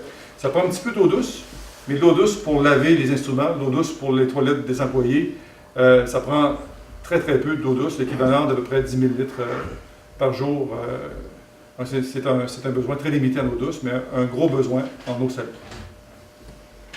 Sylvie, mais vous parlez, je regarde sur votre pancarte, un emploi en tourisme. Oui. Est-ce que vous pouvez élaborer un petit peu? Oui, donc évidemment, c'est un emploi qui est juste pendant la saison touristique. Nous autres, ce qu'on pense faire, sous notre responsabilité, d'avoir quelqu'un, ça va être dans une sorte de circuit touristique, guide de l'ATR ou autre. Les gens, notre zone va être aménagée avec une entrée particulière pour que les gens puissent rentrer dans cette zone-là, qui n'est pas du tout mixée. C'est une zone qui est autonome par rapport à l'activité d'aquaculture. Donc les gens rentrent par une porte, ils ont accès à un circuit d'interprétation où ils voient les poissons directement, où ils ont des écrans, un peu d'interaction avec un guide et ils vont ressortir sur ça. Donc c'est un emploi de 10 semaines par année pour je dirais, favoriser l'industrie touristique locale ici. Donc si les touristes peuvent rester 1 heure de plus à Grande-Rivière parce qu'il y a ça, bien, 1 heure de plus, ça veut dire que peut-être que quelques-uns vont aller au restaurant ou vont décider de coucher ici parce qu'ils vont rester 1 heure de plus. Oui. Oui, monsieur. Oui, c'est Roland Chevrier. Au point de vue de l'entrée d'eau, là, oui. Avec ordinairement, le savon, ça doit l'influencer beaucoup au point de vue de la salinité de l'eau de mer. Alors, là, quand la mer monte et descend, est-ce qu'il y a une différence assez grande au point de vue de salinité? On a eu le relevé de salinité d'eau de la prise d'eau du MAPAC sur 1 an. La plupart des jours, c'est plusieurs mesures par jour. Et je pense que c'est Laurent qui nous a envoyé ça. Excusez, je t'avais un peu perdu. Et ce qu'on a appris par rapport à ça, c'est que la salinité varie très très peu d'un mois à l'autre. Il y a juste au printemps qu'il y a une variation un petit peu plus grande, mais ce n'est pas une variation étourdissante. On sera attendu qu'avec l'afflux d'eau du printemps, quand il y aurait eu une grande variation, ce qu'on comprend, nous autres, puis notre expert, notre consultant principal nous a expliqué le principe, l'eau douce reste plus en surface, l'eau salée est plus profonde. Donc plus on est profond en dessous, et moins la variation est grande. Donc on pense que ce ne sera pas un obstacle à ce niveau-là. Et on se les fait confirmer. J'ai envoyé les chiffres par Laurent Mignot. J'ai envoyé les chiffres à mon consultant, puis il a dit qu'il n'y a rien d'effrayant dans ça. Donc même si c'était les chiffres directement de la prise d'eau de MAPAC, ça serait déjà quelque chose d'acceptable. Et on pense qu'on va un petit peu plus profond, on va avoir encore quelque chose d'un petit peu plus stable. Donc, mais c'est effectivement, s'il y avait eu des variations en montagne russe, on aurait eu un problème. Mais quand l'eau vient rouge, quand l'eau vient rouge, la rivière Charlie, là, en transport, qui est au puits du printemps et de l'automne, la rivière vient rouge, là, il y a un secteur de la mer que l'eau est rouge. Il y a beaucoup de là, vas-tu pomper de l'eau rouge? Bien, écoutez, je ne sais pas les problèmes principaux qu'ont eu les gens avec la prise d'eau du MAPAC jusqu'à maintenant. On ne m'a pas transmis de problématiques graves par rapport à l'eau, par rapport à la prise d'eau qui est déjà utilisée par eux autres à longueur d'année. Donc, pour l'instant, j'ai aucun indice qui me laisse croire que ça pourrait poser un problème. Parce que l'eau au printemps et l'automne, c'est pas mal au large, c'est rouge pas mal, c'est pas mal de couleurs. Je me demandais pour voir s'il y avait un problème là-dessus. Je peux peut-être Madame Méthode. vous utilisez l'eau de mer. Je suis déjà dans le domaine de la pêche. J'utilise l'eau de mer. J'utilise l'eau de mer, l'eau vient rouge, on peut analyser l'eau, puis l'eau est bonne. Ouais, chez nous. Non, mais surtout pour le salon. Oui, mais aucune. En tout cas, on prend ça en note quand même, mais pour l'instant, il n'y a pas de... Chez nous, elle n'est pas filtrée, il y a un petit peu de sable.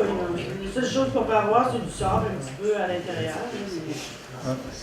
J'utilise de l'eau de Gilon Cyr, Gym Export. Votre projet, est-ce que vous pensez que vous serez en mesure de donner une deuxième vocation au Canap? Disons que le Canap est un dossier en soi. On va se concentrer sur ce qu'on sait faire ou ce qu'on veut faire, avoir une opération commerciale de haut niveau qui soit rentable. Je sais que le dossier du Canap est une préoccupation du conseil municipal et de la région au complet, mais ça ne fait pas partie de notre cahier Je peux de... répondre? Ah ben écoutez. Au mois de juin l'an passé, on a rencontré le ministre des Pêches et puis nécessairement pour prendre possession du canal. Qu'est-ce qu'il faisait avec? C'était notre inquiétude et notre appréhension.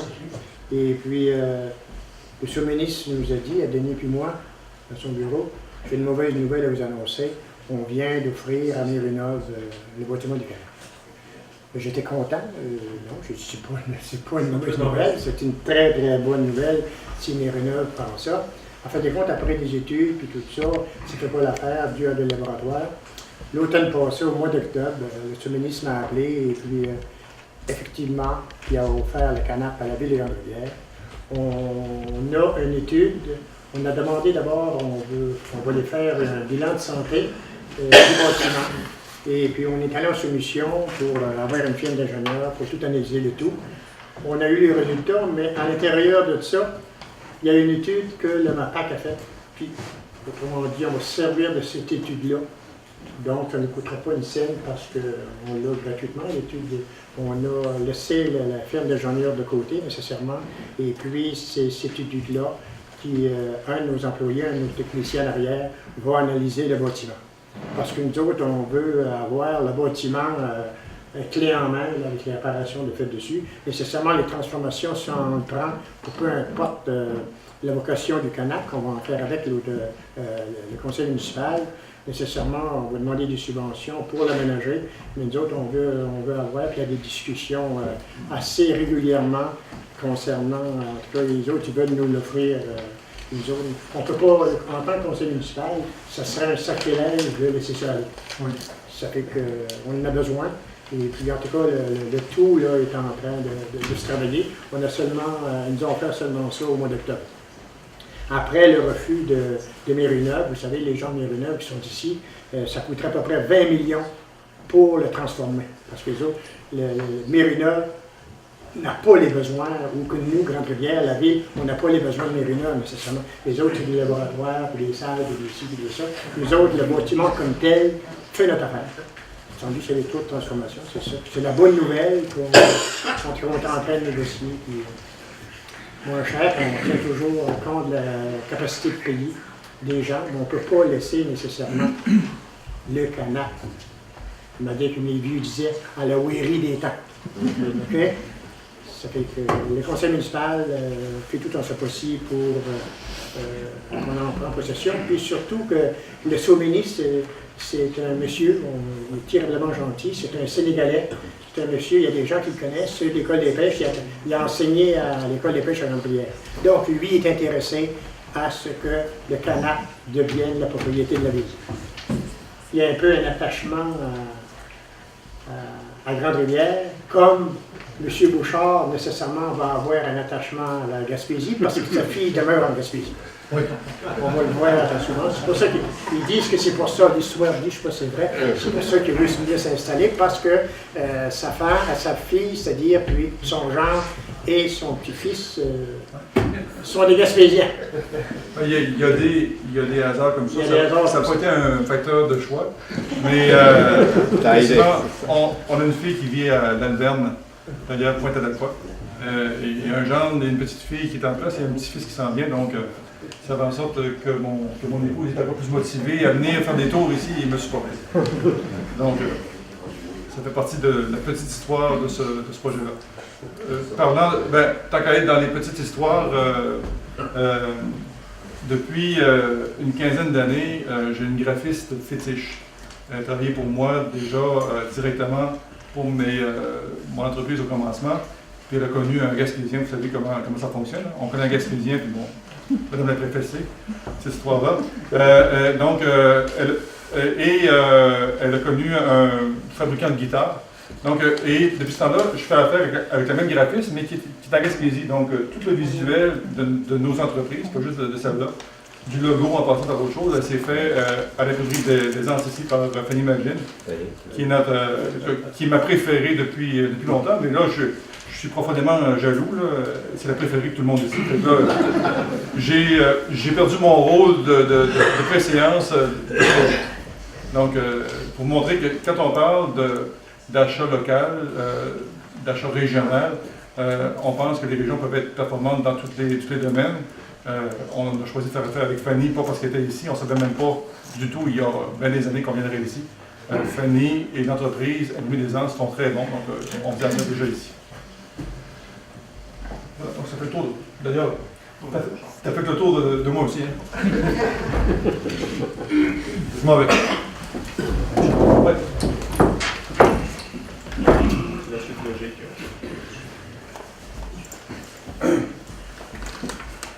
C'est des choses qu'on vous avait déjà dit, qu'on vous aurait dit. On s'engage, Canagriculture s'engage dans la mesure du possible à engager des gens de la région. S'il y a un docteur en biologie qui vient d'ici, on va favoriser son embauche. Il y en a des techniciens qui viennent d'ici, on va favoriser leur embauche. C'est des emplois à l'année, ce pas des emplois qui vont durer 3 à 4 mois par année, c'est des emplois qui durent tout le temps. Puis on sait aussi que, point de vue un peu plus historique, la Gaspésie est toujours une région reconnue dans le domaine des pêches. Mais là, on va un peu plus loin. On va être reconnu, la Gaspésie va être reconnue. Ben, il l'est déjà, mais elle va l'être un peu plus de façon commerciale dans les choses de l'aquaculture, de saumon. Il y a d'autres espèces qu'on va faire. Parce que là, on vous parle de saumon, mais on a d'autres idées dans la tête. Mais là, il faut faire mûrir les gens du gouvernement pour voir s'il ne pourra pas avoir d'autres choses qu'on pourrait faire ici. Parce que ça se fait ailleurs. Pourquoi pas le faire ici? Ah, Comme le coton. Comme le coton. Regarde, ce matin, j'étais en conférence avec un docteur. Le monsieur, avec sa femme, il a dédié 25 ans de sa vie sur le cocon humain. Et que là, il y a 2 étudiants au doctorat qui sont en train de faire leur thèse sur l'aquaculture du Cucuma frondosa, le cocon qu'on n'a pas ici. Ben, pourquoi pas le faire? C'est quoi ce qui nous empêche de faire ça? Hein? Rien du tout, c'est juste notre volonté, puis mettre de l'argent, puis aller le on y va. Puis là, ben, on ne rentre pas en compétition avec personne, puis on fait des nouvelles choses. Et un débouché pour les universitaires pourraient être intéressés. Puis les gens, quand ils veulent étudier, puis qu'ils disent moi j'aimerais ça me retourner en région. Mais en région, on va faire quoi en région? On va étudier en aquaculture, on va faire une technique. Puis, en tout cas, on va être, on n'a pas 300 emplois à offrir, là. Mais je pense que c'est une roue qu'on veut partir. Puis elle n'a pas pu se faire que grossir. 20, 25, 30, 40, 50, 75, 100, 200 emplois. Au bout de 5-10 ans, on peut avoir ça. Là. Puis après ça, on n'est pas les seuls. On est ici, mais il y a peut-être d'autres gens qui sont intéressés à développer des systèmes comme ça. On n'est pas j'ai pas la vérité. On n'a pas la vérité infuse. Là. Puis s'il y a d'autres promoteurs qui veulent qui veulent faire leurs choses, let's go. C'est ça. Let's go. Avez-vous des questions? Vous avez répondu un petit peu tantôt en disant que vous vouliez faire d'autres espèces, parce que c'était une de mes questions. Est-ce que vous aviez envisagé une autre, commencer pourquoi le saumon? Ben, le saumon, c'est parce que c'est une bonne espèce noble, on ne pas. Le saumon, c'est que la technologie, tout le système de l'œuf pour faire le smoke, c'est connu. On ne réinvente pas la roue. Donc, on a du saumon, mais tout le monde sait c'est quoi du saumon, ça se vend, c'est pas compliqué à commercialiser. Mais il y a d'autres espèces qu'on pourrait faire au Québec. Des espèces qui sont originaires d'ici, puis d'autres espèces qui ne sont pas originaires d'ici. Le loup de mer? Le loup de mer, ça pourrait être une espèce qui pourrait être regardée. Je sais que Nathalie Lefrançois a travaillé bien longtemps là-dessus. Elle a passé. Une espèce qui va vite dans la croissance, c'est très rapide. Ça fait que c'est toutes des choses qu'on peut faire, mais honnêtement, tu sais, le loup de mer, oui, l'eau glacée, c'est ça que ça y prend. Mais non, c'est quasiment comme quasiment comme, en tout cas, ça bouge quasiment pas, puis ça croît très, très rapidement. Quand tu les viscères, puis quand tu prends la chair, tu as plus de chair, de chair, exemple, que le saumon ou que la morue. Le goût de ça, c'est mitoyant entre le... J'ai goûté une couple de fois, mais j'ai goûté au sauvage. Hein. Ben, on n'a pas le temps, en tout cas, par accident. Mais, donc, il y a d'autres espèces qu'on va faire, puis il y a d'autres espèces qui ne viennent pas d'ici qu'on pourra faire.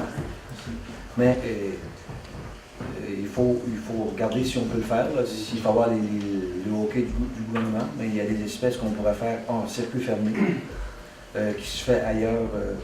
En Europe, qui se fait ailleurs aux États-Unis, puis on pourrait les faire ici aussi. D'autres questions? Oui. Une question. Je reviens un peu à ce qu'on a parlé tantôt. En termes de valorisation du secteur, c'est certain que ça risque d'attirer de la clientèle au niveau de l'EPAC, ça c'est super. Donc, au niveau de Mérinord, est-ce que vous avez une certaine ouverture à faire certains projets de recherche, par exemple, ou possiblement? Nous, exemple, ce qu'on regardait, mais là, c'est parce que ça prend du talent de faire ça, là. Mais il y a peut-être des choses qui peuvent se faire en recherche, très en petit. Puis je sais que vous en faites un bout, là. Exemple, notre eau, le saumon, là, on va enlever toutes les matières solides, mais l'eau va être remplie de nitrates. Okay?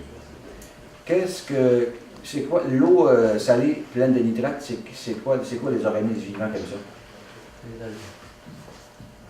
C'est ça. Donc, tous les plantes, les laminaires, tout ça pourrait être nourri avec ça, puis là, tu peux avoir une croissance peut-être pas exponentielle, en tout cas. Étant donné que ton laminaire serait toujours nourri avec des nitrates, mais ton taux de croissance pourrait augmenter. Donc, le laminaire pourrait être commercialisé. Puis après ça, on pourrait dire aussi le laminaire, qu'est-ce qu'on fait avec le laminaire? Est-ce qu'on pourrait l'utiliser comme intrant pour une partie de la nourriture pour le poisson? Ou on pourrait l'utiliser directement pour nourrir d'autres espèces, exemple l'océan. C'est des choses qu'on peut voir, mais il y en a plein de potentiel. C'est pas ce qui manque. Tout est à faire, c'est pas compliqué. Et dans votre... Oui. Finalement, le retour à la mer serait quand même le même volume de ce que vous prenez, ce que vous retournez en mer va être le même volume. Oui. Et ça sera pas la même chose. Ce qu'on rentre dans la piscine, on le recircule. Puis après ça, on extrait toutes les matières, les fesses, tout le solide. Puis ce qui retourne dans la mer, c'est un eau salée avec des nitrates dedans. Puis si on dit on veut faire plus, mais là, on peut mettre, on pourrait avoir un bassin, un genre de bassin de sédimentation, pas de sédimentation, parce qu'il n'y a pas de sédiment, mais un bassin, puis on pourrait mettre quelques laminaires dedans, différentes sortes d'algues, puis on pourrait avoir une croissance beaucoup plus rapide. Il le fait un peu avec de la baie de Fundy, avec M. Chopin, tout le tour des bassins. La polyculture. Ça, un peu, mais seulement que là, les nitrates sont beaucoup plus concentrés, fait qu'on aurait peut-être un taux de croissance beaucoup plus rapide. Ça, c'est des choses. Non, moi, c'est un principe qui est utilisé en aquaculture en eau douce. Là. Ils vont mettre ça pour des roseaux, juste pour essayer la nitrate. Même, on pourrait ça, mais après ça, on peut dire, on pourrait avoir des il y en a mis des moules, dans l'année que j'ai vu, on pourrait mettre tous les filtrages, on pourrait mettre des couteaux, des clames, puis on pourrait mettre tous les animaux filtrages. On peut les mettre ici. Il s'agit juste d'avoir la bonne combinaison. C'est ça. Je vais laisser M. Charles. Avez-vous d'autres questions? Juste une petite question. Ça veut dire que vous avez reçu l'aval à ce moment-ci des ministères de l'Environnement? Regarde, on n'a pas reçu tout l'aval de tout le monde. Disons qu'on est dans le processus 2. Okay. On est là-dedans. On a parlé avec le ministère de l'Environnement, on a parlé avec le ministère. On est à peu près, en tout cas, on est, je pense, un des projets les plus les plus éco-responsables qu'il ne peut pas avoir. Là. Fait que si ça ne passe pas la route, il n'y a rien qui passe la route. Dans le processus aussi, une des choses très importantes qu'on voulait, qu'on veut encore, c'est d'avoir l'approbation du milieu, d'aller chercher. On veut que tout le monde puisse dire ce que c'est qu'il y a à dire et être certain que le projet évolue ici. Donc, on fait plusieurs fois en même temps, donc c'est certain qu'on parle avec le ministère de l'Environnement, le MAPAC, mais consulter la population, ça fait partie aussi de nos priorités. Donc, c'est pour ça qu'on a la rencontre ici ce soir. Je vais juste préciser trois petites suivis de questions.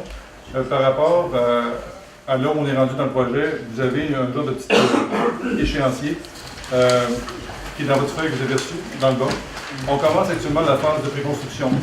Ce soir, déjà plusieurs semaines, j'ai rencontré plusieurs partenaires potentiels depuis 3 semaines à 1 mois. Ce soir, on achève la phase qu'on appelle d'acceptabilité sociale. Après la réunion, on va être en mesure d'évaluer est-ce que le milieu a le goût d'avoir ce projet-là ou pas. Et on a établi depuis longtemps que s'il y avait, mettons, c'est arrivé à un groupe, une association qui avait dit « vous allez devoir nous plier sur le corps, c'est une question de vie ou de mort », on aurait dit « on va aller faire ailleurs ». On n'a pas la volonté de faire ça contre le milieu. En fait, le milieu veut de ce projet-là. Jusqu'à maintenant, c'est ce qu'on sent. À partir, la phase de préconstruction dure 12 à 15 mois, coûte $1 million.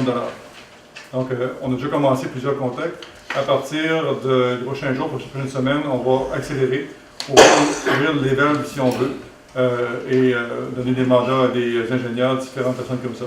Il y a déjà une rencontre de prévue avec le ministère de l'Environnement le 6 avril, etc. Donc, on va accélérer tout ça. Et le processus d'obtention des permis, il y a toute une feuille de route. J'appelle ça un peu un genre de chemin de croix.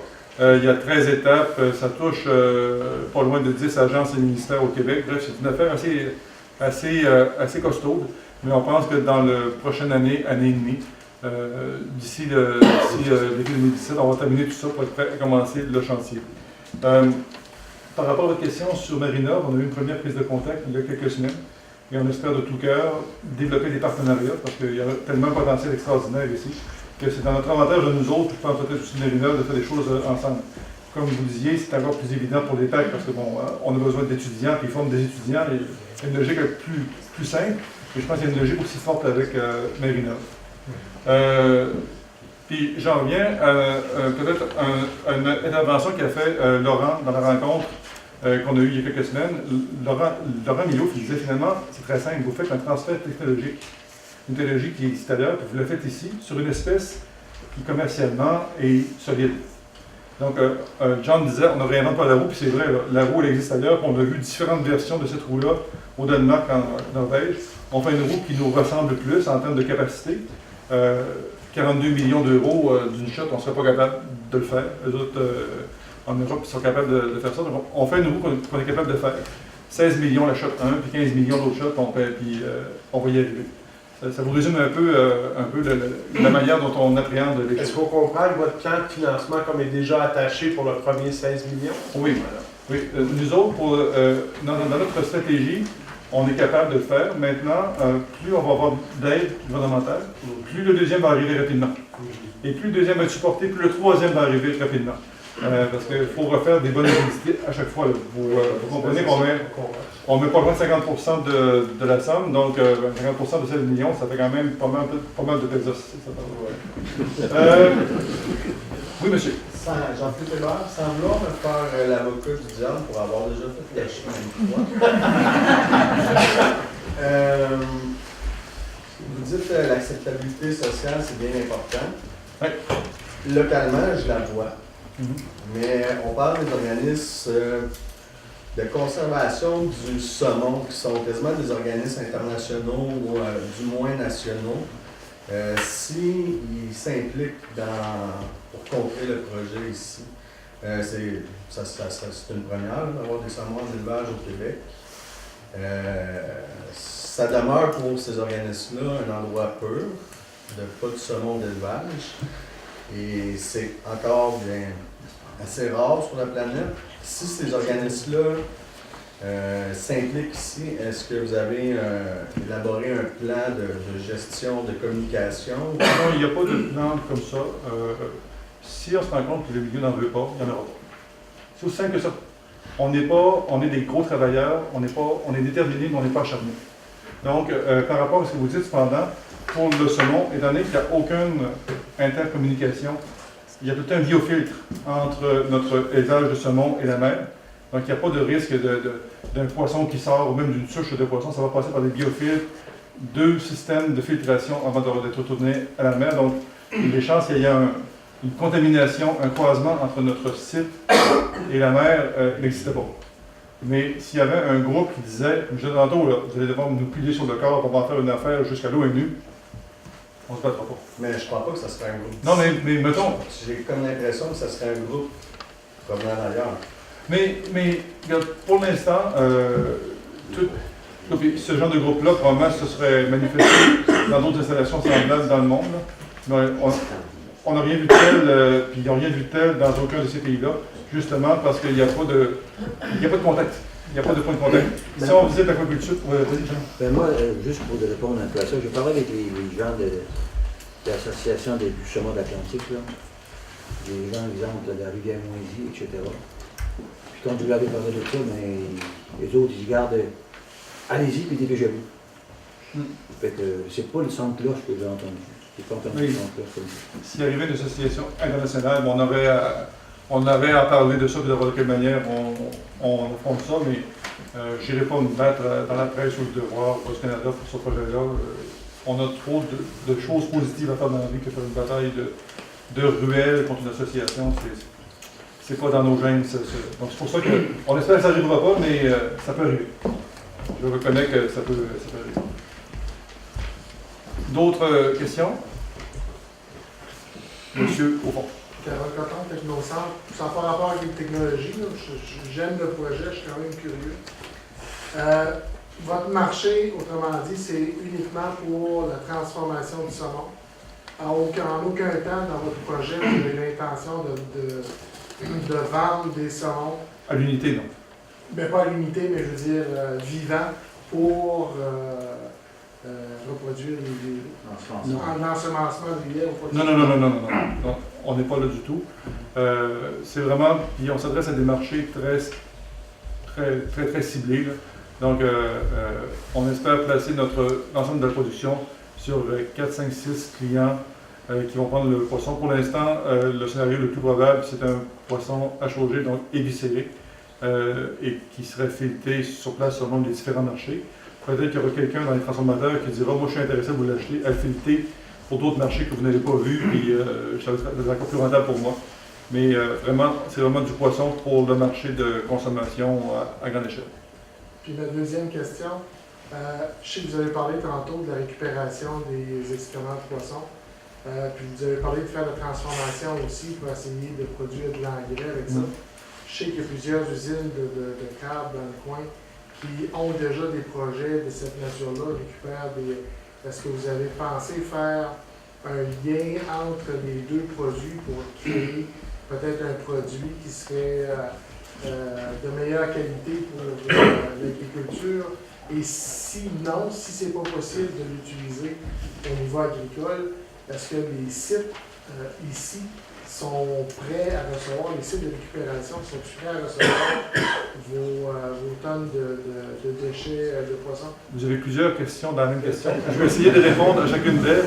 La première question, déjà, on a eu un premier début de commencement de discussion avec Sylvie Méthode qui parlait de ces rejets d'usines. Donc, évidemment qu'il y a des discussions à y avoir qui peuvent être gagnant-gagnant pour tout le monde. La question B c'est peu probable que notre compost ne soit pas utilisable. On a parlé déjà avec des spécialistes de l'Université de Laval qui font des recherches dans ce sens-là et qui nous ont dit qu'avec assez peu d'efforts, ils pourraient trouver les bonnes bactéries à ajouter pour que le compost se décompose encore plus rapidement pour nos marchés. Qui fait en sorte que je ne pense pas me rendre à un stade où je devrais domper ça dans un site d'enfouissement ou quelque chose parce que je suis sûr qu'on va trouver un usage. Soit un usage avec les transformateurs actuels, quelque chose, parce que c'est trop une richesse, ce compost-là, pour pouvoir dire, au bout du compte, on va être obligé de domper ça. Pour nous autres, c'est pas imaginable. Donc on va faire l'effort qu'il faut pour pouvoir vraiment faire de la richesse avec ce compost-là. Mais en Norvège, ils donnent directement aux agriculteurs. Tout à fait. C'est ce qu'ils font, ils livrent ça. Mais je ne sais pas si j'ai manqué un petit bout de votre question. Non, c'est bon, c'est parce que j'ai eu déjà des informations sur certains éléments, à savoir, par exemple, comme les résidus d'aran ou quelque chose. C'est très, très, très inodore, c'est une odeur assez forte, merci. C'est pas nécessairement évident aux agriculteurs qui veulent placer ça dans leur champ. Je me pose la question en même temps pour les rejets. Mais exemple, si, quand le saumon il va être prêt, puis on va le déviscérer, il va y avoir toutes les viscères. Il y a des industriels qui nous ont, d'ici, qui nous ont parlé, et puis qui seraient intéressés à l'utiliser comme, entre guillemets, comme boîte pour le crabe, puis peut-être le homard. Parce qu'ils nous disent que ce qui attire le plus le crabe, par exemple, c'est l'intérieur du poisson. Donc, eux autres, ils disent, regarde, si vous ne savez pas quoi faire, donnons pas. Mais pour nous autres, ce qu'on voit dans tout ce qu'on appelle les rejets, on voit une richesse à exploiter, à créer d'autres emplois et d'autres opportunités avec ça. D'autres questions? Monsieur? Oui. Question. Moi, je voulais savoir que, bon, vous êtes au courant qu'au Canada Atlantique, en Colombie-Britannique, il y a des gros producteurs de saumon. Puis vous arrivez avec une nouvelle technologie, vous allez être les premiers au Canada, en Amérique du Nord. Quelle conclusion vous amène à ça, en tenant compte qu'il y a des très gros producteurs au Canada Atlantique et en Colombie-Britannique, avec les moyens financièrement, avec des gros volumes? Pourquoi ils ne se sont pas intéressés à votre type de production en milieu terrestre? Je vais juste commencer par répondre. J'ai 4 enfants qui ont tous été récemment ados, puis il y en a une qui est ado. Et j'aurais souvent dit, c'est la LME. Je sais pas si plusieurs avaient des ados, la loi du moindre effort. Tant que tu peux faire de l'agriculture en mer, puis que finalement tu réussis à avancer, ton milieu n'est pas trop pollué, c'est la solution la plus facile. C'est moins d'investissement, c'est un produit qui vaut moins cher. Ça coûte moins cher d'investissement, donc les gens traditionnellement, au Chili, en Norvège, sur la côte ouest, sur la côte est, ont longtemps fait ça. La plupart des milieux où ils ont fait ça jusqu'à maintenant arrivent à un point de saturation. On me disait en Norvège, quand je suis allé, l'ensemble de l'aquaculture en Norvège produit 38% du saumon atlantique au monde, équivaut à 14 millions de personnes qui resteraient sur les bords des fjords de Norvège et qui enverraient leur merde directement dans l'eau sans aucune... Tu n'as pas des personnes, tu as des cochons. Des cochons. Ce qui n'est pas beaucoup mieux. 14 millions de cochons qui vivraient sur le bord de l'eau. Donc, il arrive, tous ces milieux-là, à un niveau de saturation. Ils arrivent plus ou moins rapidement. Et ce qui fait en sorte que même les Norvégiens, qui avaient un potentiel extraordinaire, se sont mis à ça graduellement. Donc, l'ensemble des pays du monde vont graduellement se mettre aussi à l'agriculture en système de recirculation, parce que les eaux côtières, les baies, les anses, les fjords, sont de plus en plus occupés. Donc, on n'est pas meilleur que les autres. Eux autres étaient dans une industrie qui était mature, où ils ont utilisé leurs avantages au maximum. Ils commencent à faire un peu d'agriculture en système de recirculation. Si vous avez pris la série verte au mois de novembre, je pense, il y avait un reportage sur un système d'aquaculture du saumon, je le mets en eau douce. Ça commence à se faire. Nous autres, on amène, on transfère une technologie européenne, on va être les premiers ici, mais ça va aller très vite, il va y en avoir beaucoup qui vont s'installer ici. Comme deuxième question, l'expertise qui va vous accompagner aux amarrages dans ce type de production-là, qui vient de l'Europe, de la Norvège, j'imagine, est-ce que ces firmes-là ou ces entreprises-là ont déjà de grandes réalisations derrière elles ou des... Je pourrais dire que notre consultant principal, M. Moore, est quelqu'un de très très solide, qui a fait plusieurs projets de très grande envergure partout dans le monde, donc oui.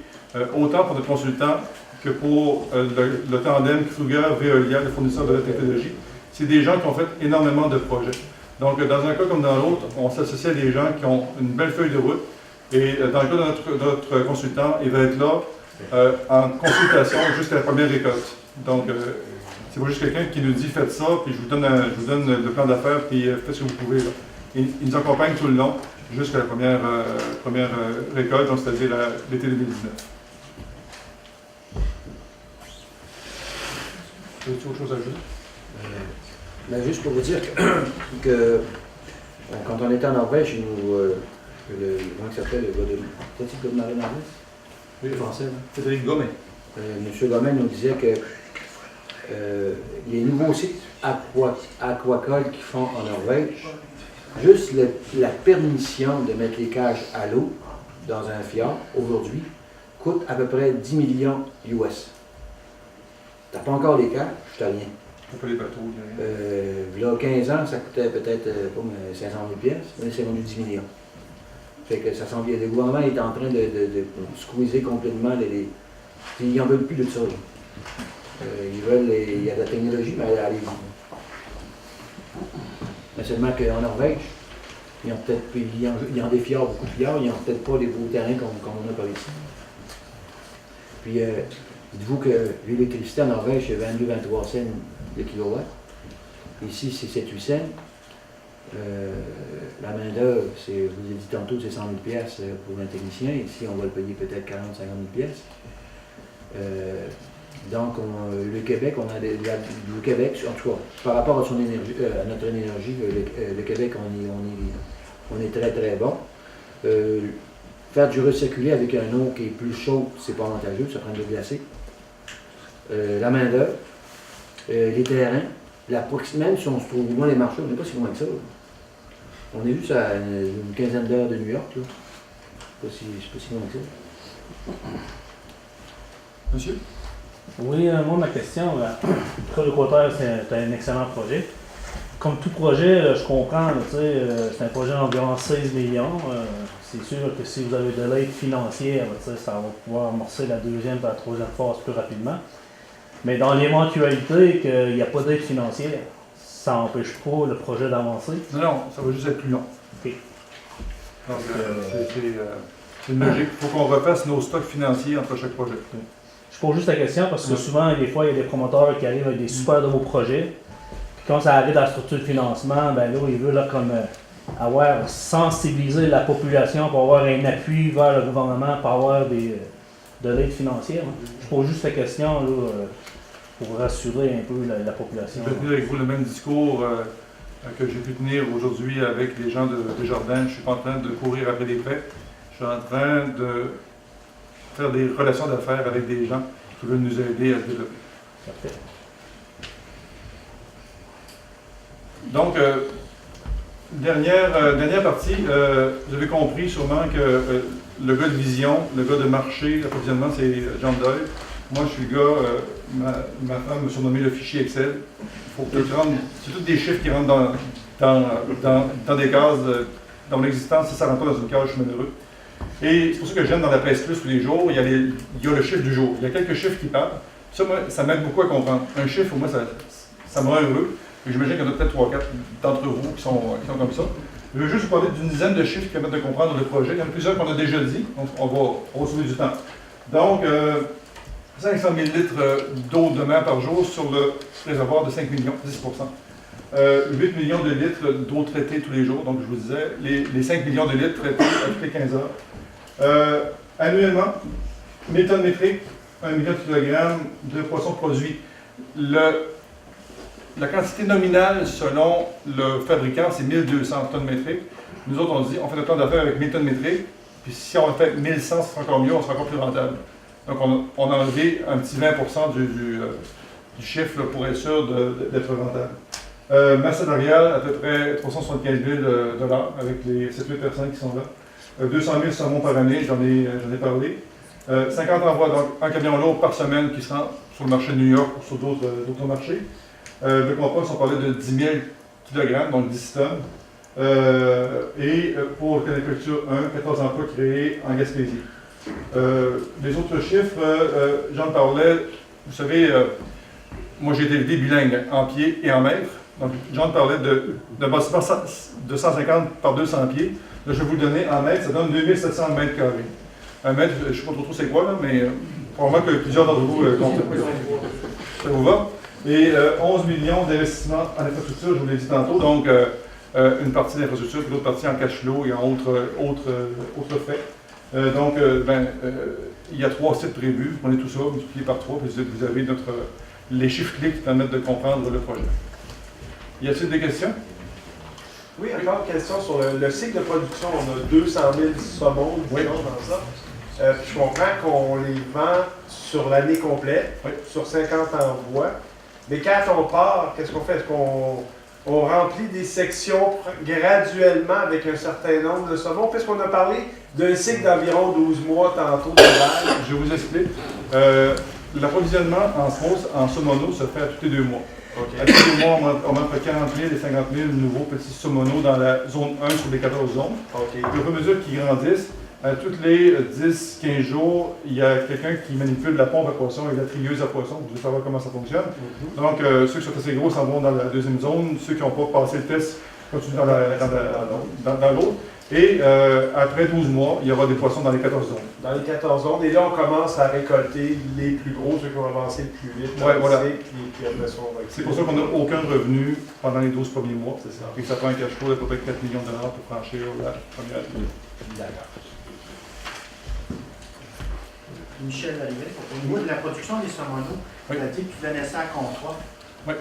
OK. Ça veut dire que si les saumonos ne sont pas produits à temps, ça ne produira pas à temps. Comment ça marche?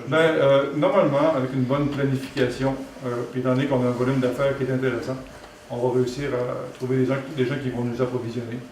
Si je me fie aux exemples nombreux à qui j'ai parlé en Europe du Nord, une bonne planification, autant pour la bouffe que pour le saumono. Vous parlez du saumono qui est très important.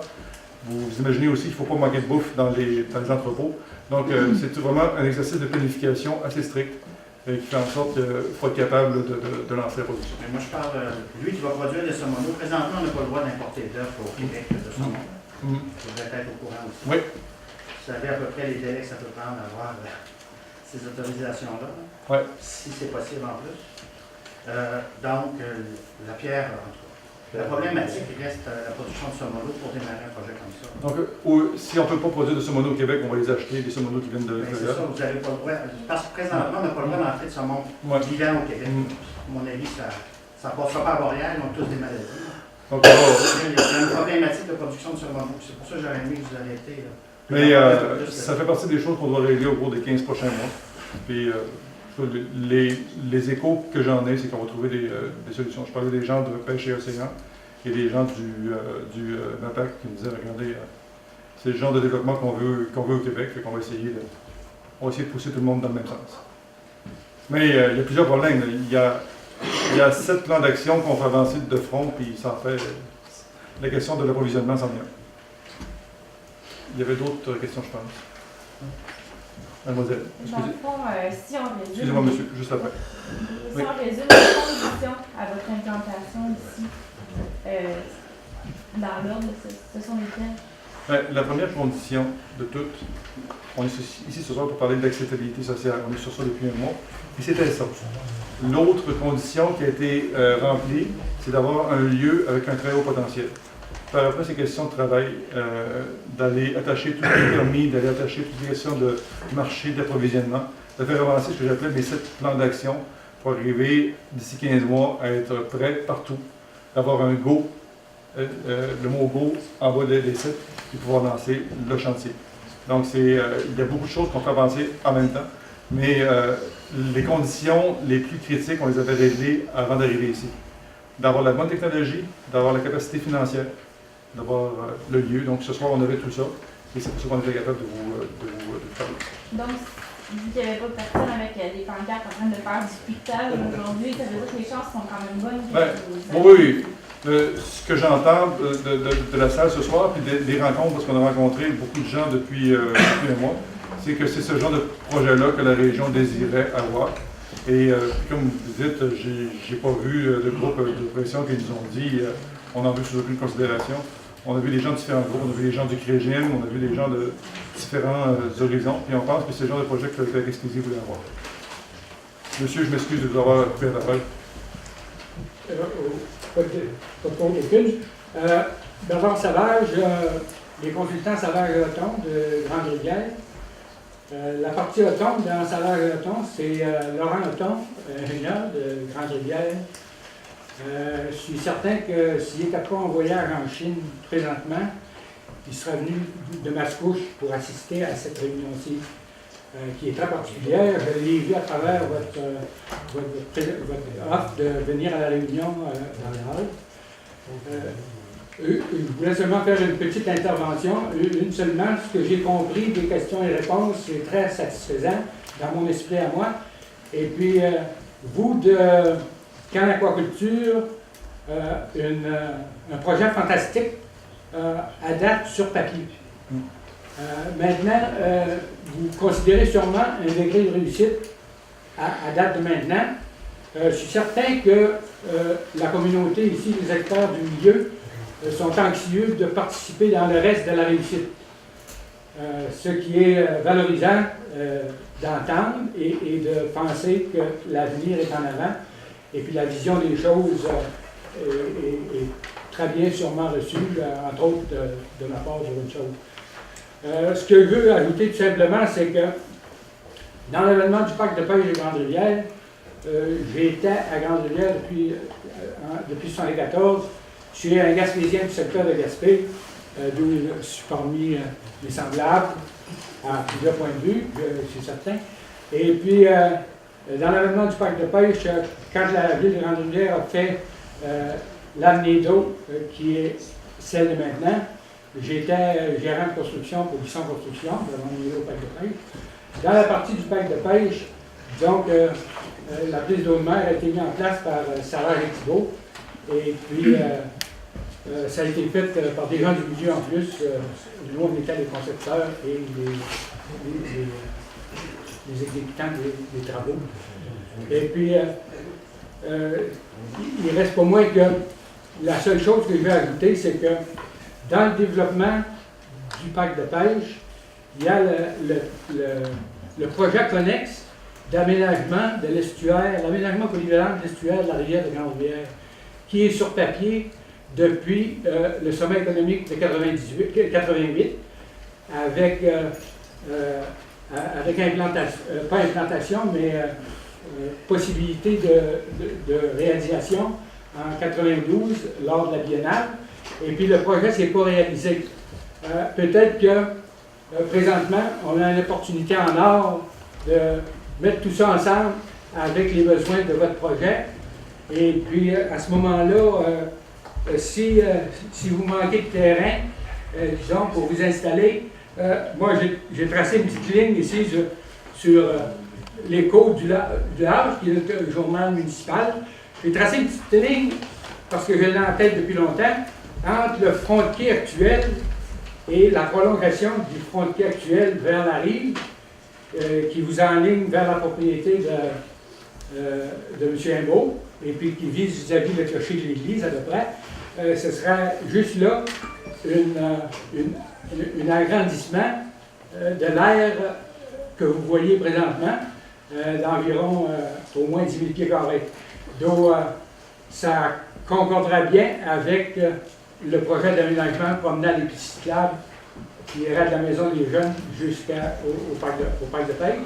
Et puis, plus vite, s'il y a agrandissement nécessaire, plus vite les installations seront entrées dans le site, plus vite on aura l'aménagement des deux à être développé et complété. J'aime votre commentaire, qui va dans le même sens que plusieurs commentaires que j'ai eus pendant les rencontres, parce qu'on arrive avec un projet d'aquaculture et les gens nous disent souvent ton projet s'inscrit dans quelque chose de beaucoup plus gros, qui est le développement de la région ici. Et pour l'instant, je ne suis pas capable de voir tous les potentiels, parce que je connais pas assez la région, mais je sais que les gens, à partir de ce qu'on a dit ce soir, à partir de ce qu'on va commencer à faire, les gens vont être capables de créer d'autres choses à partir de ce qu'on fait, autant sur le plan industriel que sur d'autres plans. Donc oui, ce projet-là peut s'inscrire dans votre vision locale ici. Et peut-être l'autre point qui faisait partie de votre intervention, notre projet va être un succès si on le fait avec les Gaspésiens, si on le fait avec les entreprises, avec les travailleurs, avec les organisations, avec les pouvoirs publics. Donc il va être un succès si on a tout ce monde-là avec nous autres. Et c'est pour ça qu'on est là ce soir, c'est pour ça qu'on va continuer de travailler de cette manière-là. Si on ne fait pas de la bonne manière avec vous autres, il ne sera pas rentable. On va tout être en train de recommencer. Donc il faut le faire de la bonne manière. Je pense que j'en suis un, on est tous avec vous pour la réussite de vos démarches futures. Merci, monsieur. Pour arriver avec la décision prise et irrévocable que le projet va de l'avant. Ouais.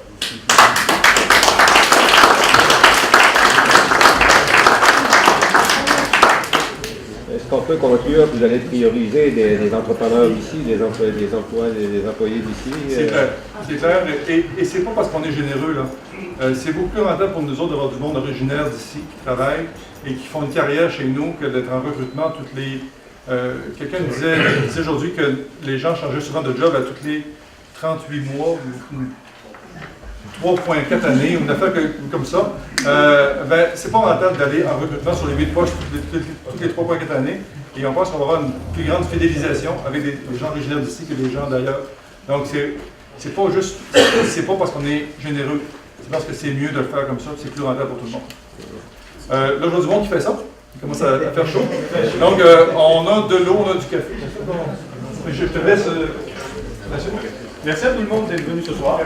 Donc, on reste encore disponible si on a d'autres questions ou quoi que ce soit. Si vous voulez aussi poser des questions plus personne à personne, les panneaux sont encore là aussi si on a qui voulait lire de plus près. Je te dis informations peut-être qu'on passait un petit peu rapidement, donc j'en ai surtout pas. Merci d'être venu, merci à nos partenaires, merci à M. le maire, merci à Philippe Poulain. Je change de chapeau, je Madame suis conseillère municipale. Plusieurs personnes m'ont posé la question à savoir pourquoi vous n'utilisez pas déjà la canalisation d'eau de mer déjà existante. Je pense qu'avec la réponse de M. Il disait à 7 cents du kilowatt, c'est pas cher, mais moi je peux vous dire que refroidir de l'eau à 7 cents du kilowatt, la roulette, ça tourne vite. Parce que c'est ça, par rapport au volume que vous avez besoin, la raison est que vous allez plus loin au large ou en... Et on pense... Pour la température, finalement. Et on n'a pas le choix. On n'a pas le choix d'avoir une prise d'eau sécuritaire. Donc on passe avec la nôtre et l'autre prise d'eau. Si on a un problème, notre projet, c'est qu'on se bypass d'un lot. Si votre prise d'eau est un problème, que vous ayez... S'il vous plaît. Si la prise d'eau en place est en maintenance, on a un problème, vous puissiez utiliser la nôtre et vice-versa. Moi, je ne peux pas me permettre de ne pas avoir d'eau pendant 24 heures. Donc, il faut vraiment trouver un système pour être certain d'avoir un approvisionnement. Et plus elle est profonde pour nous autres, mieux c'est. Mais au-delà de ça, ça prend une sécurité d'approvisionnement. Il y a aussi la température. Parce que aussi. La température, c'est un gros facteur pour vous. Oh oui, ça coûte cher. C'est bon. Merci tout le monde.